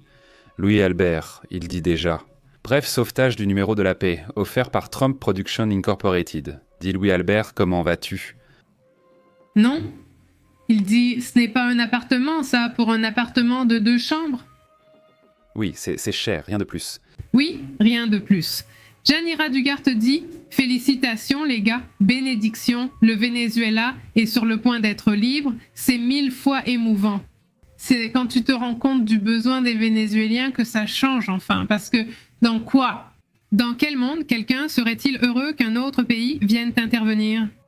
Non. Non, ce n'est pas que personne n'en veut, mais quand tu en arrives là. Tu te dis déjà, j'en ai marre, je veux que ça change. Oui, bien sûr. Dans le live de l'après-midi, je ne me rappelle plus le nom, il disait « Nous avons déjà essayé, ce n'est pas possible, on ne nous laisse pas faire, c'est-à-dire on nous enferme, on nous fait ça, nous avons besoin que quelqu'un de l'extérieur vienne. » Salutations à Leonardo Pepe. Je sais, j'ai essayé de dire à mes amis d'écouter la chaîne, mais presque personne n'aime écouter les infos. Sont-ils très bêtes ou sommes-nous très intelligents? Mais bon, l'intention est appréciée. Enfin, oui, exactement. Je comprends que parfois, et puis la recommandation, peut-être que tu as raison. Enfin, il faut penser à qui? À qui cela peut-il plaire, non? Ces nouvelles, à qui cela peut-il intéresser? Tu as tout à fait raison, n'est-ce pas? Non, il ne nous recommande pas. Si vous connaissez quelqu'un d'intéressé, vous nous recommandez, sinon ce n'est pas grave. Donne-nous un coup de main en mettant un like ou voyons. Comment? Non. Franchement, c'est déjà apprécié que vous soyez là, moi je suis vraiment reconnaissant, dit-il. C'est-à-dire, regarde ici à peu près. Je pense que ces 10 dernières années, le loyer a augmenté d'environ 100%. C'est du moins ce que je ressens. Je ne suis pas en train de faire des recherches en ce moment, mais c'est ce qu'on a constaté. Quand nous sommes arrivés ici, il y a 10 ans, c'était quand nous sommes revenus à Monterrey? Oui, non. 10 ans. Nous sommes revenus. Je veux dire plus. Enfin, depuis qu'on est arrivé ici, évidemment, tu arrives. Et donc, 11, 10 ans, pas plus. Ça n'a plus d'importance. Il y a une décennie, nous sommes revenus. Nous avons été absents pendant 4 ans, non? Oui, nous avons passé 4 ans à Quintana Roo et nous sommes revenus. Alors quand nous sommes revenus, ça nous a vraiment frappé. Les loyers étaient déjà plus hauts à notre arrivée. Et ça, c'était juste pour cette décennie. Maintenant, le loyer a au moins doublé. Il a augmenté de 100%. Par exemple, dans la zone où nous sommes arrivés, nous avons payé là-bas, je crois, 7000 pesos. Oui, 7000 pesos de loyer. en ce moment. Ce même endroit doit maintenant coûter environ 15 000 ou 20 000 au minimum, c'est-à-dire plus du double. Nous avons cherché ici car nous aimons ce quartier et ses beaux parcs. Et celui-ci, et les loyers, ils étaient comme ça, entre 15 et 20 à peu près, et il y a 10 ans, ils étaient à 7. Alors, évidemment, oui, à tel point qu'ils ont même modifié les lois du Nuevo León. Parce qu'ils se sont aussi rendus compte que beaucoup de monde abuse de ça, non? Il dit 26 ans sans progrès, il est temps que nos enfants avancent. Seuls ceux qui vivent ici comprennent la frustration de gagner $150 alors que le panier de base coûte $700. Imagine-toi, Isabelle, à qui on adresse un grand salut. Que tout se passe bien bientôt. Dit Mario. Et j'imagine que le peuple vénézuélien est menacé par ses voisins qui sont les satellites du gouvernement Maduro. Je suppose que oui, je suppose que je ne sais pas à quel point cette situation absurde leur convient, mais... Eh bien oui, non. C'est-à-dire, tu dois prendre soin de toi. Là, non. Oui, Pépé se demandait si ce champignon radioactif pouvait servir de médicament, peut-être pour traiter le cancer comme une chimio. C'est-à-dire Qu'il disait non, mais oui, enfin, il faisait le commentaire ou dans le rapport, il disait vraiment qu'ils sont en train de l'étudier. Précisément pour ça, pour des questions de cancer, enfin pour des questions médicales. En gros, ils sont en train de l'étudier pour des questions médicales, là, pour voir ce qu'ils peuvent en tirer. Salut Tatapatia, comment tu vas? Il dit. Mercedes Garcés? Pedro Bueno, il dit. Oui, à Mexico, la nourriture et les provisions sont bien moins chères. C'est juste qu'il faut aller chercher l'huile ici et les tomates, le papier toilette là-bas. Chercher leur promotion, y aller 2 fois. Bien sûr, oui, c'est tout ça le truc. Ça me surprend vraiment que tu vas à Mexico et tu arrives toujours à un endroit. Pas partout, seulement là où tu vas habituellement. Que ce soit dans un restaurant ou que ce soit les détenus sont là. Eh bien mieux qu'ici, pour être honnête. Merci. Enfin, pas en général, tu vois. Ça a toujours été ainsi, selon mon expérience. Écoutez, si vous voulez, j'aimerais vous recommander quelque chose. Si vous allez sur la chaîne de Pepe Clips, d'accord? C'est-à-dire ici, sinon, non, ici on ne le voit pas. Ah, ici on le voit, non? Non, pas non plus. Où est l'image? Ah, la voilà, regardez. C'est-à-dire, si vous allez sur la chaîne, je me suis souvenu que c'est là, regardez. Faites attention, vous allez sur Pepe Clips, d'accord? Et ensuite vous allez dans la section des vidéos. Et mettez-les par les plus anciens, d'accord? Sur Pepe Clips, vous allez vers les plus anciens. Là, il est écrit plus anciens, d'accord? Cette chaîne a été créée pour les interviews, d'accord? Donc ici, nous avons... Ah! C'était un café avec Pépé, non? Oui, ça s'appelait Un café avec Pépé, cette chaîne Pepe Clips. Et l'idée était de prendre un café avec différentes personnes et de les interviewer. Je souhaite poursuivre cette idée plus tard sur cette chaîne Pepe Clips. En plus, on y fait des reportages. Mais elle, à qui j'envoie d'ailleurs un grand salut, c'est une Vénézuélienne qui s'est venue ici au Mexique et qui regarde la chaîne. Je pense qu'elle le regarde encore, peut-être moins souvent. Nous avons pu l'interviewer à son arrivée au Mexique. Regardez la date, c'est-à-dire, on parle de quelque chose qui s'est passé il y a 6 ans, n'est-ce pas? Il y a 6 ans, elle est venue au Mexique et s'y est déjà mariée. Elle a maintenant sa famille ici. Alors? Eh bien, c'est avec elle que nous avons inauguré la chaîne. Voici l'intro que nous avions alors. Un café avec Pépé, non? C'est l'intro. Elle, lors de la première interview, elle s'appelle Carla, c'est une amie qui est conteuse. Et, eh bien, elle travaille beaucoup sur le thème du conte et de l'éducation pour les enfants. Et nous l'avons interviewée, Carla Mancivey, et elle a un projet vraiment génial, non? Des contes. Regardez, ici par exemple, c'est Sergio Aviles, un youtubeur de 61 ans que nous avons interviewé. Il vient de Saltillo. Il est très actif, a accompli beaucoup et écrit un livre. C'est un homme très actif à qui nous adressons un salut. Voici mon oncle. Au fait, Baldomero Baldo, mon oncle, il est peintre. C'est un peintre qui, eh bien mon fils, a reçu de nombreuses distinctions nationales et internationales. C'est-à-dire, allons, c'est un professionnel dans son domaine, non? Et donc j'en parle d'abord, évidemment, à cause du sujet du Venezuela. J'aimerais que vous regardiez l'entretien. Elle dure 17 minutes, merci.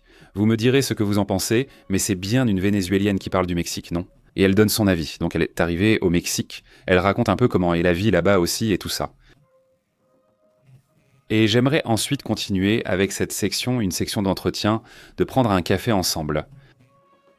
Si vous vivez à Monterrey et que vous voulez nous raconter une histoire, simplement une expérience, une situation, ce que vous faites, etc., contactez-nous. Voici mon adresse email, je vous invite à prendre un café et à discuter. Permettez-moi de vous interviewer. Dans un petit café, je pose le téléphone, je mets le micro ici et on discute. Et ainsi on fait le montage et ensuite on le met sur la chaîne. Donc j'adorerais rencontrer la communauté, non? Vous rencontrez, vous interviewez et tout ça? Regardez si vous aimez le format, mais c'est un format très simple. En gros, il s'agit de sortir dans la rue, de vous interviewer, de discuter et de converser. Et j'espère que ça vous plaira. Et aussi à cause du sujet du Venezuela, pour tout ce que cela signifie, tout ce qui se passe en ce moment. Ce serait génial s'il nous regarde, qu'il nous contacte pour qu'on puisse l'interviewer à nouveau. Quand il sera à Monterrey, on l'interviewera de nouveau pour savoir comment se sont passées ces 6 années au Mexique. Non? Ça fait déjà un moment, non? Non, ça fait déjà un moment, non? Salutations à Maggie et Coluna. Oui, je suis en vie, merci pour le café. Salutations, comment vas-tu? Très bien. Bonsoir, dit Leonardo Pepe. Une blague, déjà? Je pensais que si j'étais présidente de l'Argentine, je changerais son nom et refuserais de payer les anciennes dettes. Je sais, non? Bon. C'est bien. Je change son numéro, comme dans les Sims, je change son numéro, je lui dis, eh bien, on cherche la maison. Bonjour, je pense que dans les États voisins de Mexico, la nourriture est encore moins chère. Oui, tout à fait, totalement. Comme Tlaxcala? Tlaxcala, par exemple, oui, ça existe. C'est-à-dire, il a été prouvé que Tlaxcala existe. Nous envoyons un grand salut, d'ailleurs, à Vicente. Non, il n'est plus là. Avant, il vivait à Tlaxcala. Il n'est plus à Tlaxcala. Mais nous envoyons un salut à Vicente.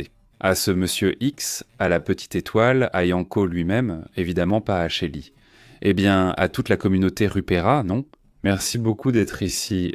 Il dit... Tapati. C'est parce qu'il y a énormément de concurrence à Mexico parce que tu dois être moins cher. Bien sûr? Bien sûr. Merci. Et beaucoup de gens, non? Aussi, donc ça se répartit un peu, mais oui, il y en a beaucoup. C'est-à-dire, je leur disais que quand moi, déjà... Je suis parti avec un petit budget pour vivre quelques mois et chercher un projet ou un travail. Dans le cinéma, qui était mon domaine. Ensuite, j'ai eu une opportunité à Monterrey et je suis revenu, mais j'y étais, tu vois. Et avec très peu, je m'en sortais. C'est-à-dire, je ne manquais jamais de manger. Peu importe où j'allais, il y avait toujours assez de nourriture. En plus, je ne mangeais pas 3 fois par jour, c'était comme ça. J'allais à un pâté de maison et il y en avait. Ils vendaient enfin des milkshakes et des sandwichs, un milkshake géant, un sandwich et je ne sais pas. Je ne me rappelle plus le prix exact, peut-être 30 pesos environ. J'ai été surpris par la taille et je me demandais ce qu'ils allaient me faire payer. Ce n'était pas tout. Bien garni, très bon, nutritif, propre, vraiment très bien. Voilà ce que dit Nova. Je n'avais jamais mangé d'avocat ni de fromage à la crème avant de goûter le sush cette année. Et mon Dieu, c'est vraiment délicieux. Voilà Nova, vraiment délicieux. Salut Nova. C'est ce que dit Pepita, la Pepita d'or officielle. Tu ne fais pas ces têtes. C'est la réalité, non? C'est la terre de la tortilla? On le dit, mais tant que je ne l'ai pas vu, je n'y crois pas. Elle dit tapatilla? J'ai vu que Herrera est bien moins cher à Guadalajara. Oui, à Bodega Herrera, ils ont toujours été les moins chers. D'accord. Oui, il faudrait essayer, nous deux, d'aller dans un autre supermarché. Le problème, c'est que on ne trouve pas tout au supermarché, mais on peut essayer. Par exemple, dire « Allons chez Soriana pour les courses ». Et ce qui manque, on l'achète ailleurs, pour voir si ça rentre dans le budget, non? Parce que, oui, enfin, voilà. On a testé une fois chez Walmart.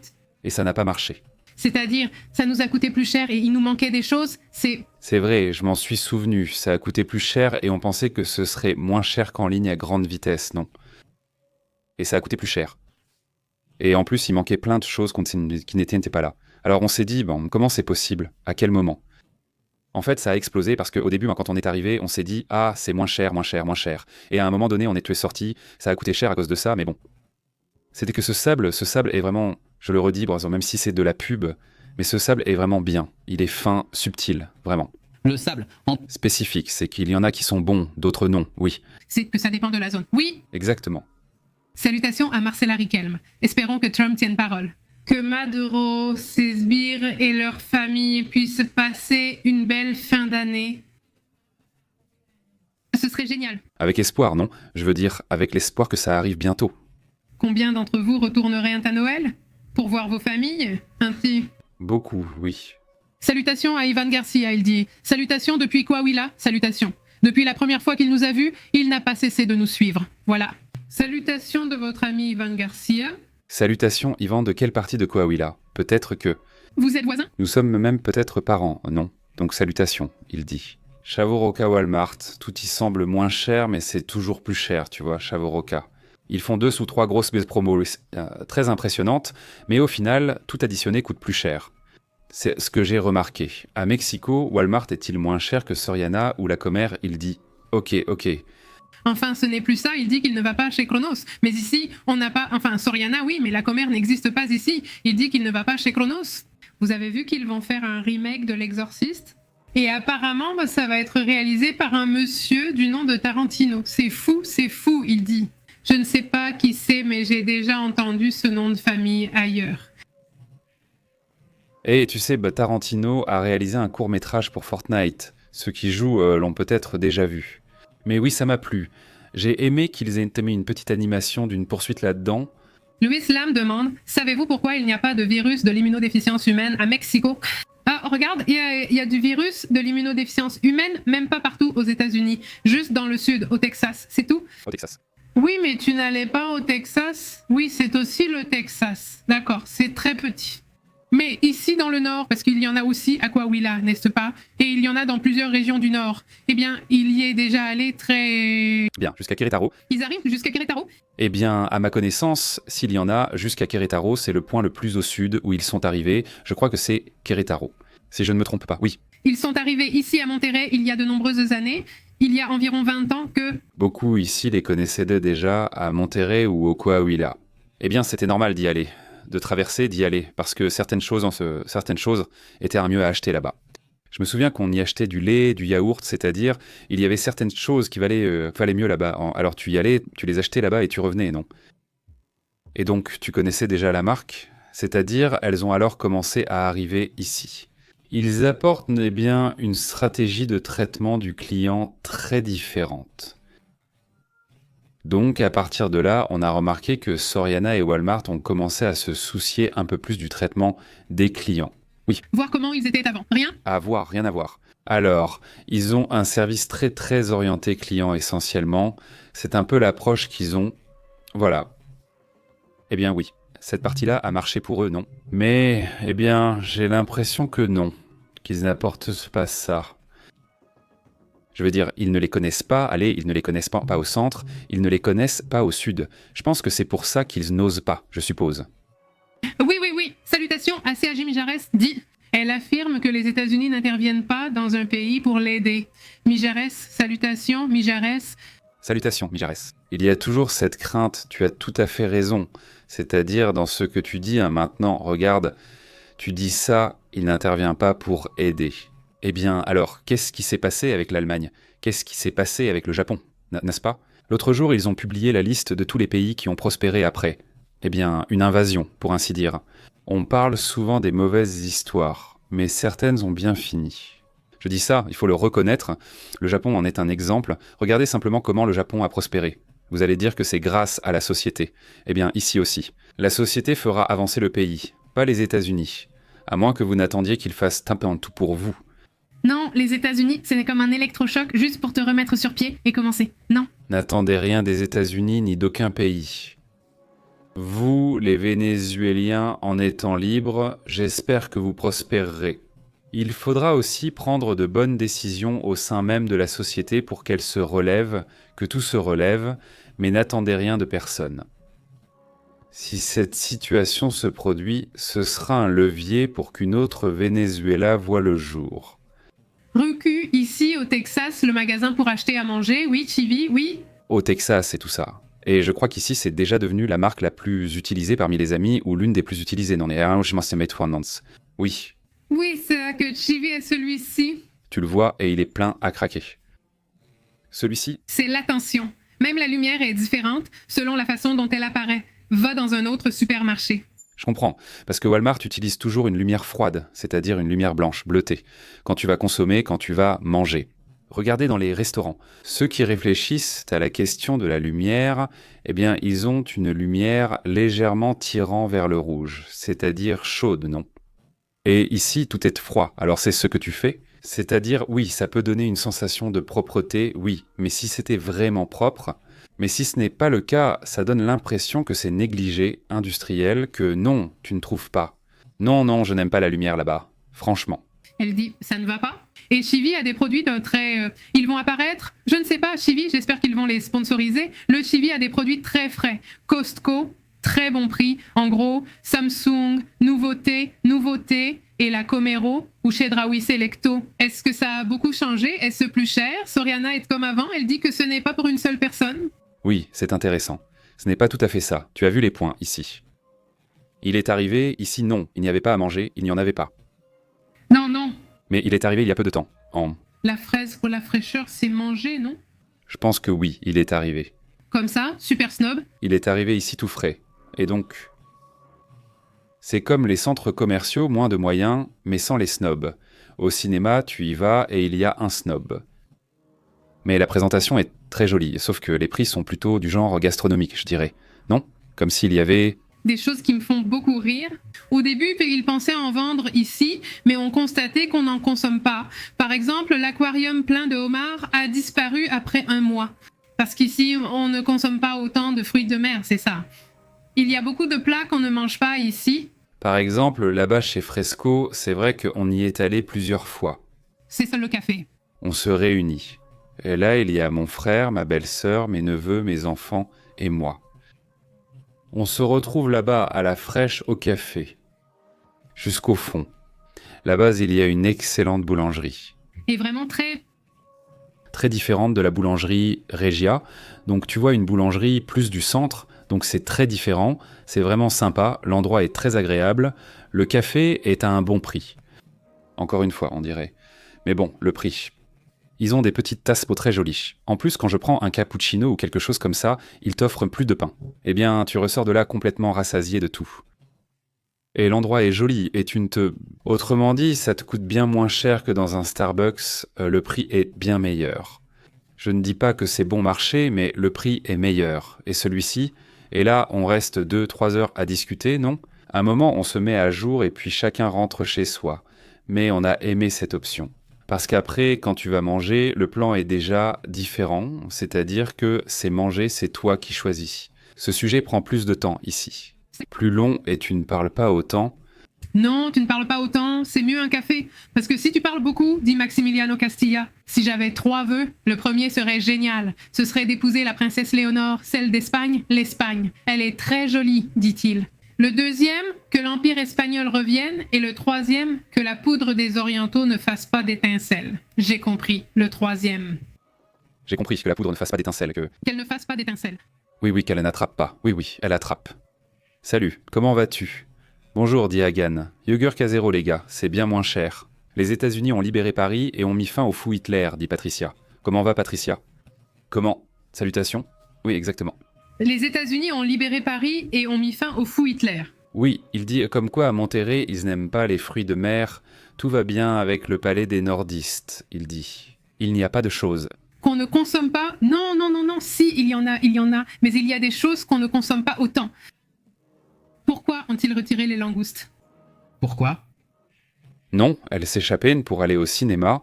Il y a... Des choses qui ne se consomment pas ici, par exemple ce que sont non. Mets-le, c'est mieux. Le sujet des homards vient du fait qu'ils les achètent ailleurs, pas parce qu'ils n'en consomment pas. Je ne les ai jamais vus nulle part. Non, si. Je ne les ai vus nulle part. À Chivy, certains Chivy en ont, oui. Mais toi, tu n'y vas pas. Non, mes frères, oui, vivants. Vivants, oui. Ils ont les choses, tu ne les as pas vus? Non? Où ça? C'est bizarre, c'est vrai, quoi. Étrange. Mais il y a des choses qui ne se vendent pas ici pour des raisons culturelles. Non? Non. Tout ce qui concerne les tripes.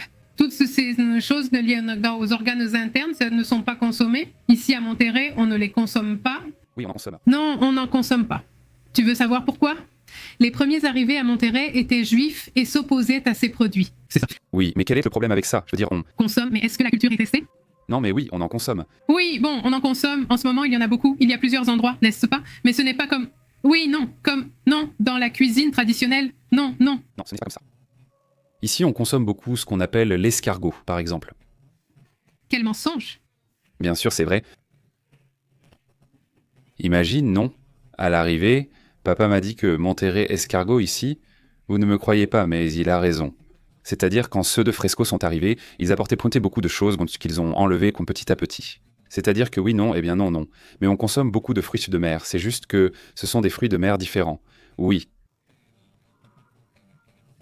Oui, des endroits, oui, plusieurs.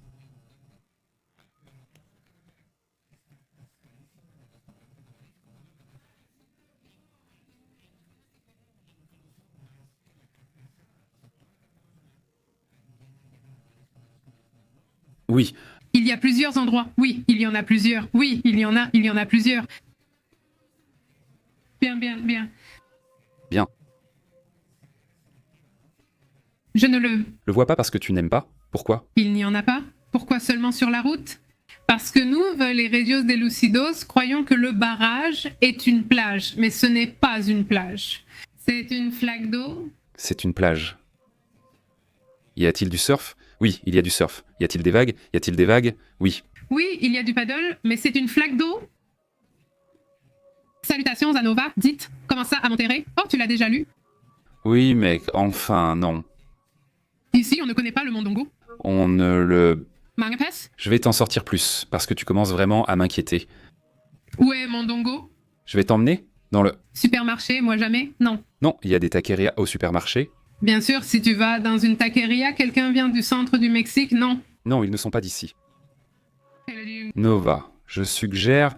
Qu'ils aillent chez Save. Je connais déjà pour les fruits de mer. À Monterrey, il y a plusieurs succursales. À Querétaro, c'est dans un des meilleurs quartiers. Oui, il y en a un. Par la route, presque en face, avant Esfera, au 2e étage. Ça a l'air très joli, mais ce sont des fruits de mer. Oh! Oh, ouh, oui, celui-ci est très bon. Ça va être excellent. Je veux dire, peut-être que tu mangeras un petit poisson frit ou quelque chose comme ça, tu vas adorer. Vraiment, oui, tu vas aimer. C'est ça. Imagine, on était là-bas à Quintana Roo et on ne mangeait pas de fruits de mer. Et il a goûté des tacos de... Des tacos? Oui, oui, oui, un taco de... Red Queen? Non, non. C'était un des tacos et empanadas. Elles étaient excellentes. Délicieuse, oui. Ensuite, un ami nous a fait ça. Comment il s'appelait? Celui-ci, c'est le ceviche. Que tu n'avais jamais goûté de ta vie. Cet ami a une main magique. Il a une main magique. C'est vrai, il cuisine très bien aussi. Et il nous a préparé de la paella. Enfin, pas seulement pour nous, mais en général pour les réunions. Il faisait toujours de très bons plats. Lui aussi, sa paella est vraiment excellente. Mais ce que je veux dire, c'est que il y a sûrement plein de restaurants où ils cuisinent super bien, mais c'est juste que tu ne leur donnes pas l'occasion, non? C'est que moi aussi, dit Marcella. Je dois savoir si, depuis le Chili, on exporte du cuir de porc au Mexique. Pour le chicharron, regarde, ce sont ces experts dans le paquet. Non, oh non, pour le chicharron, je veux dire avec les mêmes. La botana, c'est ça? Non. Mais celui-là vient de Monterrey. Non, non, non, c'est là. Tu crois? Maïs? Moi? Je crois qu'elle parle de ceux qui sont emballés. Pour les... Comment ça s'appelle? Pour les haricots. Charros, celui-ci. Un type de quen. Parce que je crois que les autres doivent être séchés immédiatement. Ah, d'accord, d'accord, d'accord. Ici, il y a un encas qui serait très utilisé. Enfin, je pense que c'est dans tout le Mexique. Et... Aux États-Unis aussi, non? Pork rings? Dites, Martin, aujourd'hui, une seule chaîne a évoqué les pertes de 2 villes. Le moral est bas, mais la lutte continue. Aujourd'hui, l'Europe dit qu'elle ne peut pas soutenir économiquement, qu'elle ne peut pas continuer l'aide. Qu'en pensez-vous? Je n'ai pas entendu ça de l'Europe. Quoi? Que... L'Europe ne pourra pas soutenir économiquement l'Ukraine? Non. Non, non, non. Jusqu'à présent, ce n'est pas sorti. Non, hier il a vu Macron et aujourd'hui celui d'Irlande, Zelensky, et ils ont signé un accord de soutien, etc. Oui, salutations. On va y aller maintenant, non? Il est déjà presque midi. Ah, Oui, oui, oui. Enfin, voilà. Salut Francio, comment tu vas? je n'ai jamais mangé de menudo. J'ai déjà mangé du menudo. Je pense que tu aimerais, puisque tu aimes le pozole. J'aime le puzzle, mais il y a des viandes bizarres, non, un peu gélatineuses. Comme dans le pozole, comme dans le pozole. Le puzzle n'en a pas. Ah oui, tu as raison, il n'y a pas de chicharron mou. Celui-ci non, mais il a du goût. La saveur ressemble au pozole. Je n'aimais vraiment pas le Nino, c'était la chose la plus dégoûtante. Mais maintenant que je me souviens du goût, même si je n'aimais pas ça... C'est là? Oui, je suis sûr que ça me plairait en hiver, tout comme maintenant. Oui, les chicharrones et les ring porks, c'est très bon. Oui, ils sont très bons, tu sais, les chicharrones. J'ai tout fait ainsi, voire plus. Je fais plus attention aux calories maintenant, et j'ai été surpris qu'ils n'en aimaient pas tant. C'est-à-dire, vraiment, oui, ils en ont peu, donc pour grignoter ou quelque chose comme ça, c'est plutôt bien. Mais bon, il dit... Séviche de banane plantain, non. Je n'ai pas goûté les cagnonessas. Margot Wow 01, comment vas-tu? Ça fait plaisir de te voir, au fait. Albino Pérez, comment vas-tu? Salutations. Albino, très bien, Albino, à bientôt. Venezuela, un grand salut. Et il va le faire, et il mange de tout, mais il ne demande rien. Il dit. C'est la chose la plus délicieuse du monde, Astrid. Honnêtement, oui, c'est... Délicieux, le pozole, le menudo. Pozole ce week-end, tu en penses quoi, On organise? On organise? Ce commentaire, vraiment, c'est pas possible. Tu manques le meilleur du menudo? Petite, je mangeais juste du bouillon avec des tortillas et du coca, mais maintenant j'aime aussi la viande. Seulement le livre et la maison, oui. C'est délicieux, ce petit goût de bouillon, un peu relevé. C'est vraiment très bon. Le pozole? Le pozole, oui, le pozole. Eh bien donc, salutations. Moi, Rublos, Elisa Sophia Krantz, Christy Krantz. Salutations à tous. Bon, allons-y. Cette fois-ci, qu'ils font bien. À bientôt, salut.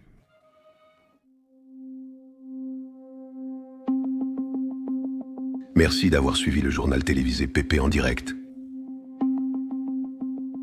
Où les événements de la planète Terre et les secrets de l'espace sont analysés comme nulle part ailleurs. Merci de vous être abonné.